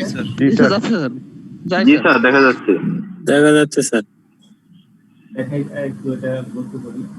এই যে দেখেন আমার এই ওয়ার্ড ফাইলে এখানে দেওয়া আছে comparison of English law with alternative legal system, civil law and criminal law. Civil law কি এখানে দেওয়া আছে, ক্রিমিনাল ল কি দেন বলা আছে, difference between civil law and criminal law. আপনারা এটা দেখে নেবেন। তারপর আমরা আলোচনা করছি সোর্সেস অফ ল। আমাদের দেশে যে ইংলিশ ল আমাদের দেশে কার্যকর, সুতরাং আমাদের দেশে সোর্স অফ ইংলিশ ল আর as well as the sources of English law, pillar of English law. English law যা আছে তাই আমাদের দেশে কার্যকর আমরা ধরে নিচ্ছি। কাস্টমস আর কমন আর কেস ল, ইকুইটি, ডিস্ট্রিক্ট লেজিসলেশন, ইউরোপিয়ান ল, আদার সোর্স। কাস্টমস, কমন আর কেস ল কি আমরা আলোচনা করছি, ইকুইটিকে আলোচনা করলাম, ডিস্ট্রিক্ট লেজিসলেশন আলোচনা করলাম, হ্যাঁ, তারপর ইউরোপিয়ান ল আমরা আলোচনা করলাম। তারপর আমরা বলছি judicial, other sources, judicial president, হ্যাঁ, কোর্ট অফ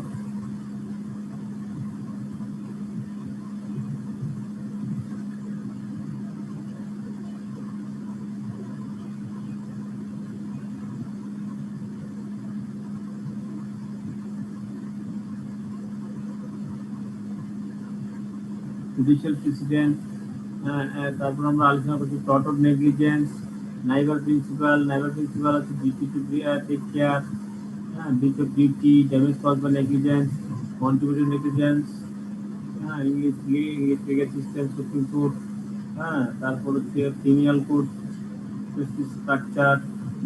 এখানে একটা জিনিস দেখেন যে general characteristics of legal systems of France, Germany, Poland, Italy, Denmark, Greece and Cyprus. এই যে লিগ্যাল সিস্টেমগুলো বিভিন্ন দেশে যদি আপনি জানতে চান তাহলে আপনি বই থেকে এটা কিনে নেবেন। General characteristics of legal system of ফ্রান্সের লিগ্যাল সিস্টেম কি ওখানে বইয়ে দেওয়া আছে। ফ্রান্সের, Germany, Poland, Italy, Denmark, Greece, Cyprus, তারপর হচ্ছে ইউএসএ, মালয়েশিয়া, এগুলা, চীনা, শ্রীলঙ্কা, এগুলো বই থেকে দেখে নেবেন। শরিয়া ল হচ্ছে প্রাইমারি সোর্স অফ শরিয়া ল, দেন হচ্ছে 5 পিলার। এই ছিল আমার শিটের, এইগুলোই আসলে পাওয়ার পয়েন্টে দেওয়া আছে। হ্যাঁ, আপনারা এই শিটগুলা কালেক্ট অবশ্যই আপনার করে নেবেন, করলে আপনারা মোটামুটি কভার হয়ে যাবে। আমরা আর কতক্ষণ আমরা কোশ্চেনগুলো দিই।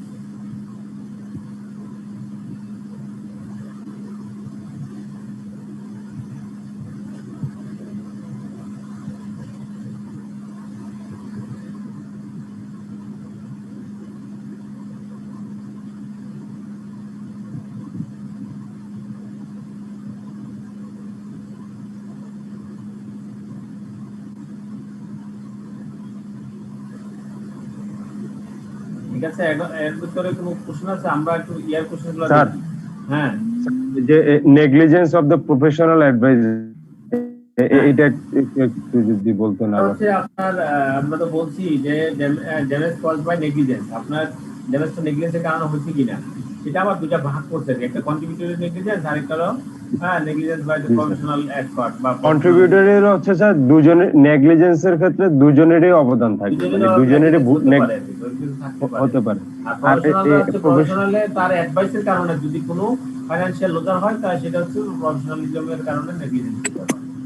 ঠিক আছে, আপনি আপনারা নিয়োগ করা হলো করার জন্য আমি কি সামনে শীতে কি বেশি শীত করবে না কম শীত করবে বললে আমরা কত সেট আমরা মনে করেন যে আমি জ্যাকেট তৈরি করব, আপনি আমাকে অ্যানালাইসিস করে বিভিন্ন কিছু চিন্তা ভাবনা করে আপনি আমাকে একটা আইডেন্টিফাই একটা ডাটা দিলেন, এই অনুযায়ী আমি প্রোডাকশন করলাম, পরবর্তী এবছর শীতই করবো না, আমার কোনো কিছু বিক্রি হলো না, আমার ফুল লস, তাহলে সেক্ষেত্রে আপনার যে ফাইন্যান্সিয়াল লস হলেন তাহলে এটার জন্য আপনি যদি আপনার কারণে যদি আমি ক্ষতি হয়ে থাকি তাহলে আপনি আমাকে আপনার দেবেন আপনার সিভিল লাইবিলিটি অনুযায়ী সিভিল কোড অনুযায়ী আপনার কাছ থেকে ড্যামেজ রকম করতে হবে।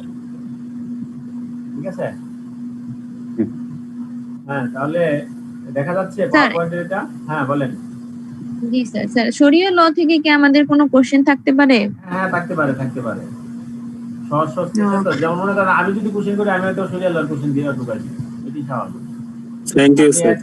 অ্যাটলিস্ট এজ এ মুসলিম হিসাবে আমরা যদিও এখানে সব ধর্ম অবলম্বনী লোক আছে, সবাই তার ধর্মের সম্পর্কে কম বেশি জানা উচিত। আর এখানে আমাদের যেহেতু আমরা ধরে নিই যেহেতু মুসলিম অধ্যুষিত, কিন্তু আমরা 80% উপরে আমরা মুসলিম, সুতরাং আমাদের আর শুধু মুসলিম না, আসলে হিন্দুরাও মুসলিমদের ধর্ম বিশেষ করে এই 5 পিলার তার সোর্সেস এগুলো জানা দরকার আছে, সবারই দরকার আছে, এবং শুধু আমাদেরটা না আপনার ধর্মেরটা আপনি জানবেন, এটাই নিয়ম। আচ্ছা স্যার, তাহলে কি আমরা যে 1 2 3 4 যে কোরআন সুন্নাহ ইজমা কিয়া এই চারটার ডিটেইলসও পড়তে হবে? ডিটেইলস পড়বেন। Okay sir. আর স্যার উপরের যে ক্যারেক্টারিস্টিক্স পড়তে বললেন ফ্রান্স জার্মানি এগুলোর কি কোশ্চেন আসতে পারে স্যার? এগুলোর উপরে ক্যারেক্টারিস্টিক নাকি জানার জন্য পড়বো? গত বছর এক কোশ্চেন পড়ে বলছি এরকম ইন্টারন্যাশনালি এটা লিগ্যাল সিস্টেম এইগুলো জানার জন্য, আসলে মূলত জানার জন্যই, আপনি সব আপনি পড়ে পারবেন না। জি স্যার, সেই জন্যই আর কি আস্ক করা। Okay sir, thank you sir. Sir damage কেউ যদি ইন্টেনশনালি করে, আমি যদি এখানে তো বললেন যে অবহেলার কারণে, ইন্টেনশনালি যদি কোনো কাজ করে, ইন্টেনশনালি করলে তো সেটা ক্রিমিনাল কেস হয়ে যাবে, নট অনলি সিভিল কেস। খাবারে যে ভেজাল দেয় সেটা কি আমার এই ড্যামেজে পড়ে নাকি সেটা ক্রিমিনাল? এটা হচ্ছে খাবারের যে ভেজাল দেওয়া, একটা হচ্ছে ইচ্ছাকৃত জং করতে হবে ক্রিমিনাল, ওটার জন্য তো আপনি ইচ্ছা করে দেয়, হ্যাঁ ইচ্ছা করে করলে ক্রিমিনাল। আরেকটা হচ্ছে আপনি মনে করেন মেশিনে কাজ করতেছে, মেশিনে কাজ করতে যেভাবে মিশানোর দরকার ছিল সেখানে ওই মেশিনে কাজ করে না, ওই যথাযথভাবে ওই মিশাইতে পারে না, অথবা যে দায়িত্ব যাকে দেওয়া ছিল সে আপনার ওই সঠিক সময়ে ওই জায়গায় যাইতে পারে না, সঠিক সময় মিক্সিং দেয় না, সেটা হচ্ছে আপনার নাইবার প্রিন্সিপালে পড়বে। আরেকটা হচ্ছে ইচ্ছাকৃতভাবে আমি ভেজাল মিক্স দিয়ে দিচ্ছি, আমি বেনিফিট নেওয়ার জন্য, সেটা ক্রিমিনাল কিছু হবে। স্যার কোরআন সুন্নাহ ইজমা কিয়াস লাস্টেরটা একটু বলবেন? কিয়াস হচ্ছে আমরা আমাদের যেটা হচ্ছে বর্তমান প্রজন্ম পর্যন্ত কিয়াসই মানে সর্বশেষ পর্যন্ত আপনার ছিল, আর ইজমা হচ্ছিল আপনার হচ্ছে আমাদের রাসূলুল্লাহ সাল্লাল্লাহু আলাইহি ওয়াসাল্লাম খেলাফত পর্যন্ত যখন ছিল, খলিফা ওনার সাহাবীদের যে সরাসরি যারা দেখছেন আর হযরত রাসূলুল্লাহ সাল্লাল্লাহু আলাইহি ওয়াসাল্লাম তাদের পর্যন্ত খেলাফত পর্যন্ত ছিল, সেটা ছিল ইজমা। আর এর পরবর্তীতে যখন আসছে বিভিন্ন দেশের যখন বিভিন্ন প্রবলেম হলো, ইসলামিক কোনো কিছুটা মানে আরো ডিটেলস দরকার অথবা কোনো সিচুয়েশনের কারণে, যেমন মনে করেন এখন কোভিড সিচুয়েশনে এখন নামাজ এই যে আপনার যেভাবে পড়তেছে গ্যাপ করে পড়তেছে এই সিচুয়েশন অথবা আগে কখনো যদি না থেকে থাকে আর সিচুয়েশন হয় নাই, সেই ক্ষেত্রে এখন ডিসিশনটা কোথা থেকে আসবে? হ্যাঁ সেটা হচ্ছে ক্লিয়ার বর্তমান সমসাময়িকের যারা এবং পণ্ডিত তাদের ডিসিশনের ভিত্তিতে যেটা হয় সেটা ওকে। তারপর আপনারা এগুলো পড়বেন, আপনাদের বই থেকে আপনারা পড়ে নেবেন, এগুলো আপনার বাজার অ্যাভেলেবেল বই আছে, ধর্মীয় বই আছে, আপনার এইগুলো থেকে আপনারা পড়ে নেবেন। স্যার আমি একটাতে পড়ছি যে কোনো কিছুতেই যদি ইয়ে না হয় শেষে হচ্ছে নিজের বিবেক ফাইনাল লাস্টের স্টেপ। এটা তো অবশ্যই যে বিবেক বলতে বিবেকের তো আপনার শেষ নাই। বিবেকের তো যদি গাইডলাইন না থাকে তাহলে আপনার বিবেক আপনি যেভাবে আপনি মোটিভেটেড হবেন, ওই আমরা ইথিক্সে যেটা পড়ছি, আপনি যে কালচারে তৈরি হয়ে আসবেন সেই বিবেক কিন্তু ওইদিকে নিয়ে যাবেন। সুতরাং আপনার গাইডলাইন লাগবে, গাইডলাইন ছাড়া আপনার বিবেক আসে না। ওকে, তাহলে আমরা কোশ্চেনগুলো দেখি। জি স্যার।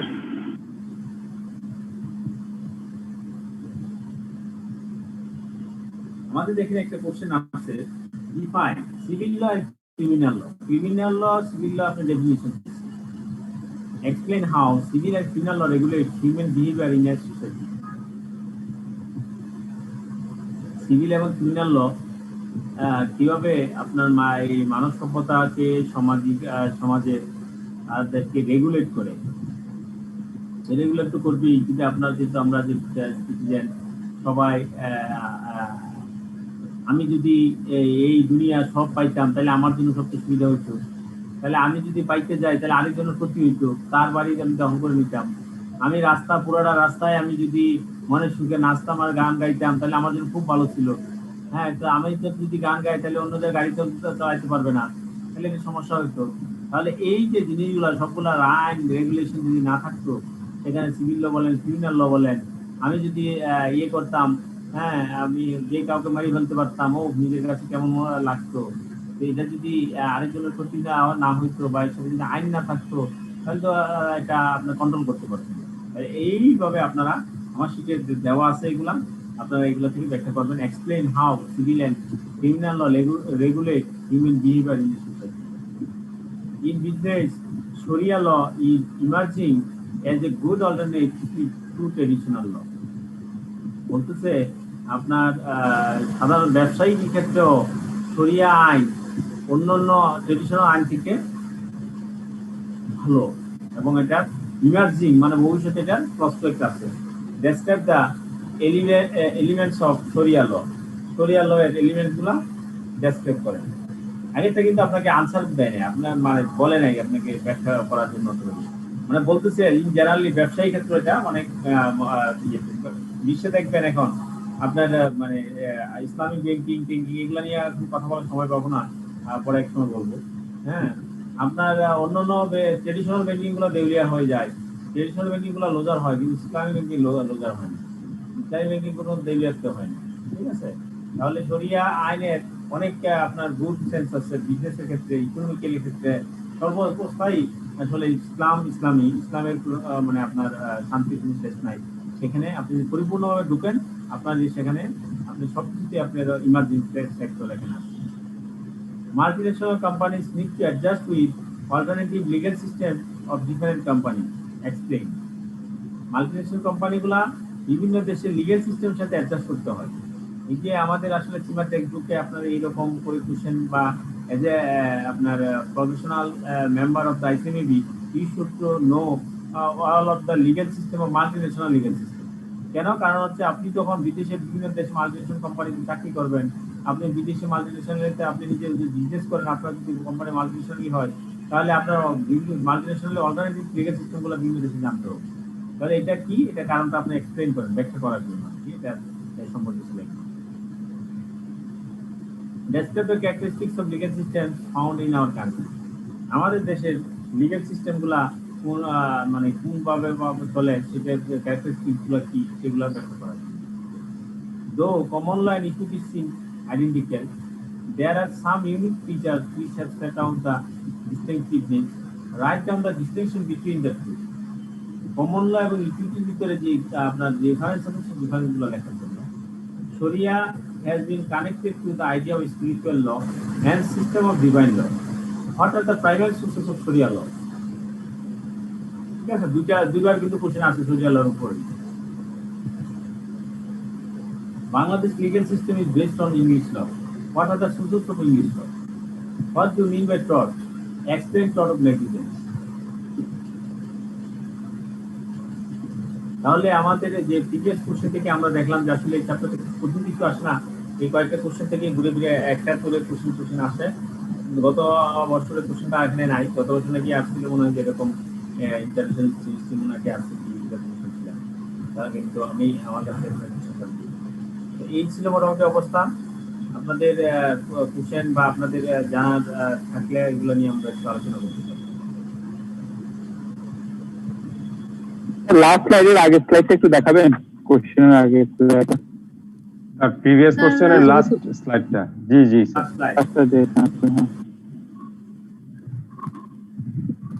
স্যার, আপনি যে সুন্দরভাবে পড়ান স্যার, আপনি যে সুন্দরভাবে পড়ান, যখন ক্লাস নেন তখন মনে হয় সব সহজ, সব পারবো, কিন্তু পরে যখন নিজে নিজে ট্রাই করি তখন দেখি যে খালি আটকে যায় স্যার। স্যার লয়ের ইকুইটি, হ্যাঁ ওইটা বুঝি না আমি। ওটা ইকুইটি আর লয়ের কমন ল এন্ড ইকুইটি আমরা বলছি না, আমরা তো এটা কমন ল কি ইকুইটি কি দুইটা সোর্স অফ ইংলিশ ল, দুইটা যে প্যারা আছে, এই দুটো প্যারা যদি আপনি আলাদা আলাদা লিখে দেন তাহলে হবে। ইকুইটিটা কি করছে, কমন লতে যে আপনার যে আপনার যেটা আপনার সমস্যা হচ্ছে সেই সমস্যাগুলো গ্যাপ ফিল আপ করলো কিসের মাধ্যমে, কোড অফ চেঞ্জারি, ঠিক আছে। তাহলে সেটার ক্ষেত্রে কি, সেখানে আমার দুটো কথা লেখা আছে, কি কি করলো এখানে আপনার ইনজেকশন এবং হচ্ছে আপনার স্পেসিফিক পারফরমেন্স অর্ডারের ক্ষেত্রে আপনার ইকুইটিটা আলোচনা করলো। আর ল কমন ল কি, কমন ল হচ্ছে আপনার ডক্ট্রিন অফ জুডিশিয়াল প্রেসিডেন্ট, এর মাধ্যমে যখন হয় হায়ার কোর্টের এটা আপনার লোয়ার কোর্টের বাইন্ডিং থাকে। This is the main difference between the common law and equity. Clear sir? আরেকবার একটু স্যার একটু কষ্ট করে। স্যার ইকুইটি বলতে তো নরমালি আমরা ওই যে শেয়ারের যে না এখানে না এটা ওইটা না, এখানে হচ্ছে source of English law, English law এর পাঁচটা সোর্সের একটা সোর্স। হ্যাঁ তাহলে একটু ভাই একটু স্যার আর একটু প্রতি 4 মিনিট 3 মিনিট। আচ্ছা এখানে স্যার একটা কোশ্চেন, এই যে এখানে ইকুইটি বলতে স্যার ইকুইটির 12টা ম্যাক্সিম আছে, 12 ম্যাক্সিমস অফ 12 ম্যাক্সিম। হ্যাঁ আমরা গত যেমন স্যার এর মধ্যে যেমন একটা আছে ইকুয়ালিটি ইজ ইকুইটি, একটা 12টার একটা ম্যাক্সিম হচ্ছে ইকুয়ালিটি ইজ ইকুইটি, আর একটা হচ্ছে equity looks to the intent rather than to the form. এরকম মোট 12টা ম্যাক্সিম আছে, 12টা ম্যাক্সিমের উপরে ইকুইটি কোড কাজ করতো। ঠিক আছে, আমরা তো আসলে ডিটেইলস জানি না, ওই ডিটেইলস আমাদের দরকার নাই। আমরা যেটা বলবো যেভাবে আছে আমার যে শীটে আছে এই দুটো পয়েন্ট ভালো করে লিখে দিবেন, তাইলে পার্থক্য হয়ে যাবে। আচ্ছা স্যার, এই ক্ষেত্রে স্যার আমরা অন্যান্য পার্থক্যের ক্ষেত্রে যেমন প্রিন্সিপাল ল, রুলস বেস, যেটা এই ক্ষেত্রেও কি আমরা এটা কি বলে এরকম থিওরিটিক্যালি দুইটা পার্থক্য আলাদা আলাদা লিখে দেব টপিক অনুযায়ী, নাকি ওই যে সিভিল লর পার্থক্য যেরকম সিভিল ল ক্রাইম লর পার্থক্য যেরকম ওইভাবে ছক করে লিখতে হবে? আমি একটু বলি, আপনার যখন যেগুলো পার্থক্য যখন লিখবেন, আপনাদের শুধুমাত্র আপনার ওই যে টেবিল করে লিখতে হবে এরকম না। টেবিল করে শুধুমাত্র তখনই লিখবেন যখন এটা টু দ্য পয়েন্ট, এটা হলে এটা হলে ওইটা, এইভাবে টু দ্য পয়েন্ট যখন পাবেন তখন আপনি টেবিলে দিবেন। আর যখন আপনি দেখবেন যে এটা আসলে টু দ্য পয়েন্ট না, এটা একটা ডেসক্রিপটিভ নেগেটিভ টাইপের যখন দিবেন, তখন দুইটাই এটা উপরে লিখে নিচে আরেকটা পয়েন্ট, দুইটা পয়েন্ট দিয়ে দিলেই হয়ে গেল। ঠিক আছে, আপনার নেগেটিভ এবং আপনার টেবিল আলাদা সিস্টেম, আপনার কোন টাইপের ডিফারেন্স আছে সেটা দিবেন। এই ক্ষেত্রে এটা যেটা দিবেন আপনি মেইনলি আপনি ওইটা দিয়ে দেন, আর দুইটা যেটা ডেফিনিশন ছিল সেই ডেফিনিশন গুলো দিয়ে দেন। ক্লিয়ার? জি sir, clear sir, thank you. Characteristics of legal system found in other countries. একটু সংক্ষেপে স্যার, আপনার ডকুমেন্ট গুলো কিভাবে পাবো? Excuse me sir. ডকুমেন্ট আপনি যোগাযোগ করবেন, গ্রুপের সাথে যোগাযোগ করেন, এবং আপনাকে মেইলও করা হয়েছে আইসিএম ইনস্টিটিউট থেকে। আমার মেইলে তো আসেনি, সেই কারণে বলতেছি স্যার। তাহলে যোগাযোগ করেন এবং আপনার গ্রুপের সাথে কথা বলে নিন। আপনি अवेलेबल, আপনি পাবেন। Characteristics of legal system found in other countries, অর্থাৎ অন্যান্য দেশে যে লিগ্যাল সিস্টেম গুলো থাকে সেই ব্যাপারে কিছু আপনি লিখবেন আর কি, ব্যাখ্যা করা মানে কিছু লিখবেন, সব তো পারবেন না। একটা যদি বলতেন স্যার, একটা যদি বলতেন। যেমন হচ্ছে ইংল্যান্ডের লিগ্যাল সিস্টেম আপনি আলোচনা করলেন। আপনি একটু আগে আমি বললাম যে আপনার ইউএসএ লিগ্যাল সিস্টেম কি, হ্যাঁ, তারপর আপনি যদি চাইনা এরকম করে কয়েকটা 3-4টা কান্ট্রি আপনি কিছু লিখতে পারেন, লেখেন। স্যার এই কোশ্চেনটাই তো ওইটা যেটা আমাদের সীমা বুক থেকে দেখতে বললেন, তাই না? বেশ কয়েকটা কোশ্চেন আছে এটার, আমরা কোনটা পড়বো? ইংলিশ ল আর ইসলামিক, এই দুটা তো কমন, আরো কোনটা কোনটা পড়তে পারি ইম্পর্টেন্ট? যা যা আমার শিটে আছে সবগুলাই আপনি এলাবোরেট দেখবেন, হ্যাঁ। এবং শুধুমাত্র আমি দুইটা পয়েন্ট যে পড়াই নাই আমার শিটে নাই, সেটা হচ্ছে যে অল্টারনেটিভ লিগ্যাল সিস্টেম, যেটা এই যে legal system found in other country, ওইটা আপনি পুরো বই থেকে দেখবেন। এই এটা মনে হচ্ছে সব আপনার একটা হচ্ছে আপনি কোনটাকে মনে হচ্ছে বেশি বেশি দিতে পারেন। এটার উত্তর মনে হচ্ছে সীমার বইতে আছে সম্ভবত। হ্যাঁ, এবং সীমার বইয়ে কিন্তু এগুলো উত্তর দেওয়া থাকে, আপনি দেখবেন সীমার বইতে কোশ্চেনের সিস্টেম আছে, আপনি এক জায়গায় কোশ্চেন আছে আরেক জায়গায় উত্তর দেওয়া আছে। সীমার বই প্রথম বইটা দিকে একটু দেখে সম্ভবত সময় আছে দিয়ে দেন, আপনি এখানে পাবেন, অনেক কিছু পাবেন। যদিও আমার যে সাবজেক্টটা ওটা সীমার বই খুব কভার দেয় না, হ্যাঁ, কারণ হলো আমরা বাংলাদেশের সব আইন আমরা পড়ি, এই জন্য সীমার বইয়ের সাথে এটা মিলে না, কিছু কিছু দুই একটা চ্যাপ্টার পাবে না। আর বাংলাদেশের যদি বলে, আমরা তো শরিয়া ল আর ইংলিশ যেটা, এই দুটা ফলো করি, দুইটারই কি হ্যাঁ বলেন, দুইটাই কি আমাদের মিক্সড করে লিখতে হবে? না না না, আলাদা। বাংলাদেশের ক্ষেত্রে তো আপনার ইংলিশ সিস্টেমই আছে, শরিয়া লয়ের খুব বেশি ইমপ্লিকেশন নাই। এখন কি আমরা দুইটাই দিব? ইংলিশ লটাই লিখবেন, ইংলিশ লটাই লিখবেন। বাংলা ইসলামিক শরিয়া লটা আপনার বাংলাদেশে ইয়ে নাই, ইমপ্লিমেন্টেশন নাই। ঠিক আছে, আর কারো কোনো কোশ্চেন আছে? স্যার হ্যাঁ বলেন। আমার মানে একটা কোশ্চেন আর কি, একটু যদি এই চ্যাপ্টারে না আগের চ্যাপ্টারে একটা কোশ্চেন যদি করব স্যার। নেক্সট ক্লাসে বলেন, আজকে সময় পাবেন না, 6 বাজে। তাহলে নেক্সট ক্লাসে স্যার এই কোশ্চেনটা আপনার আমি বললাম আমরা স্যার মানে প্রিভিয়াস একটা চ্যাপ্টারের আর কি, জিনিসটা বুঝতেছি না, এইজন্য আর কি বলবেন। হ্যাঁ বলেন। ঠিক আছে স্যার, আমি নেক্সট ক্লাসে বলবো। আমি একটু জানতে চাচ্ছিলাম, আমরা যখন স্যার আইনের ধারাগুলো লিখি, ধারা মনে করেন 1, এরপরে ক, কর পরে আবার 1 এর 2, ওই পুঙ্খানুপুঙ্খ রূপে ওই হুবহু লিখতে হবে নাকি স্যার 1 2 3 4 5 6 দিয়ে মনে করেন ধারা নাম্বার আপনি দেওয়ারই দরকার নেই, আপনি যখন কনফিউশন থাকবেন ধারা নাম্বারই দিবেন না। জি আমি ওইটাই বলতেছি। জি স্যার ওইভাবে লিখলে তো হবে। জি হ্যাঁ হবে, হওয়ার তো শেষ নাই। থিওরিটিক্যাল সাবজেক্ট আপনি লিখলেই হয়। হ্যাঁ, আর ভালো লিখতে হবে যে জিনিস ধারা মানে ধারা সব আপনি তো স্যার পড়াচ্ছেন, আমরা তো সব স্যার সব পড়ে যাচ্ছি। ধন্যবাদ স্যার। আমরা ক্লাসের পরে কি স্যার আমাদেরকে একটু সাজেশন আকারে বলতে পারবেন একটু শর্টলি যে এইগুলো পড়তেই হবে, এরকম কিছু দিলে আমি যতটুকু শর্ট পারছি আমি শর্ট করে নেই, আমি আসলে ক্লাস নিচ্ছি। ঠিক আছে, যতটুকু সম্ভব শর্ট করে আসলে আমার একটা লাস্ট কোশ্চেন ছিল। আপনার স্যার সিলেবাসটা তো স্যার সিভিল ল আর ক্রিমিনাল ল সাগরের মতো স্যার বিষয়। হ্যাঁ এটা সাগরের মতো, এটা 2-300 নাম্বারের সিলেবাস, এটা কিছু করার নাই স্যার। আমার লাস্ট একটা কোশ্চেন, সিভিল ল আর ক্রিমিনাল ল, সিভিল ল কি সর্বসাধারণের জন্য, আর ক্রিমিনাল ল এর মধ্যে পার্থক্য কি? ক্রিমিনাল অ্যাক্টিভিটিস যারা করে শুধু তাদের ক্ষেত্রে এটা মেইন পার্থক্যটা? ক্রিমিনালটা হচ্ছে ব্রড সেন্সে, ক্রিমিনাল হচ্ছে ব্রড সেন্সে অ্যাক্টিভিটি, সমাজ, রাষ্ট্র পর্যন্ত, রাষ্ট্রের সাথে ক্রাইম হতে পারে। আর হচ্ছে সিভিল লটা হচ্ছে আপনার ইন্ডিভিজুয়ালি কন্ট্রাক্ট টু কন্ট্রাক্টের ক্ষেত্রে ইন্ডিভিজুয়ালি যিনি আপনার হচ্ছে এটার জন্য ক্ষতি হয়েছে তাদের সে উনি করবে। ঠিক আছে, এই হলো সিভিল ল আর ক্রিমিনাল লর পার্থক্য। ক্রিমিনাল অ্যাক্টিভিটিস বাদে অন্যান্য যেসব কাজকর্ম, ওগুলো যেসব অ্যাক্টিভিটিস, সেই ক্ষেত্রে সিভিল ল ক্রিমিনাল অ্যাক্টিভিটিস বাদ দিয়ে বাকিটা হচ্ছে ক্রিমিনাল ল, সিভিল ল। আর পরীক্ষায় লেখার প্যাটার্নটা কিভাবে হওয়া উচিত যদি একটু আমাদেরকে বলতেন স্যার।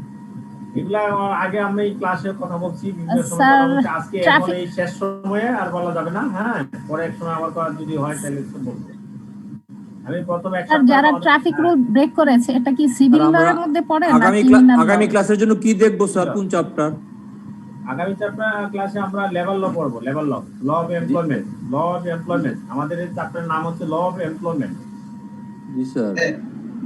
ওকে, হ্যাঁ ঠিক আছে, তাহলে ভালো থাকেন সবাই। ল অফ এমপ্লয়মেন্ট শিটটা তো আমাদের দেওয়া হয়নি এখনো, তাই না? দিবে নেক্সট ক্লাসে দিবে, নেক্সট ক্লাসে মেইলে দিবে। Okay sir. ওকে স্যার, আসসালামু আলাইকুম। সবাই ভালো থাকেন। Thank you sir. আসসালামু আলাইকুম।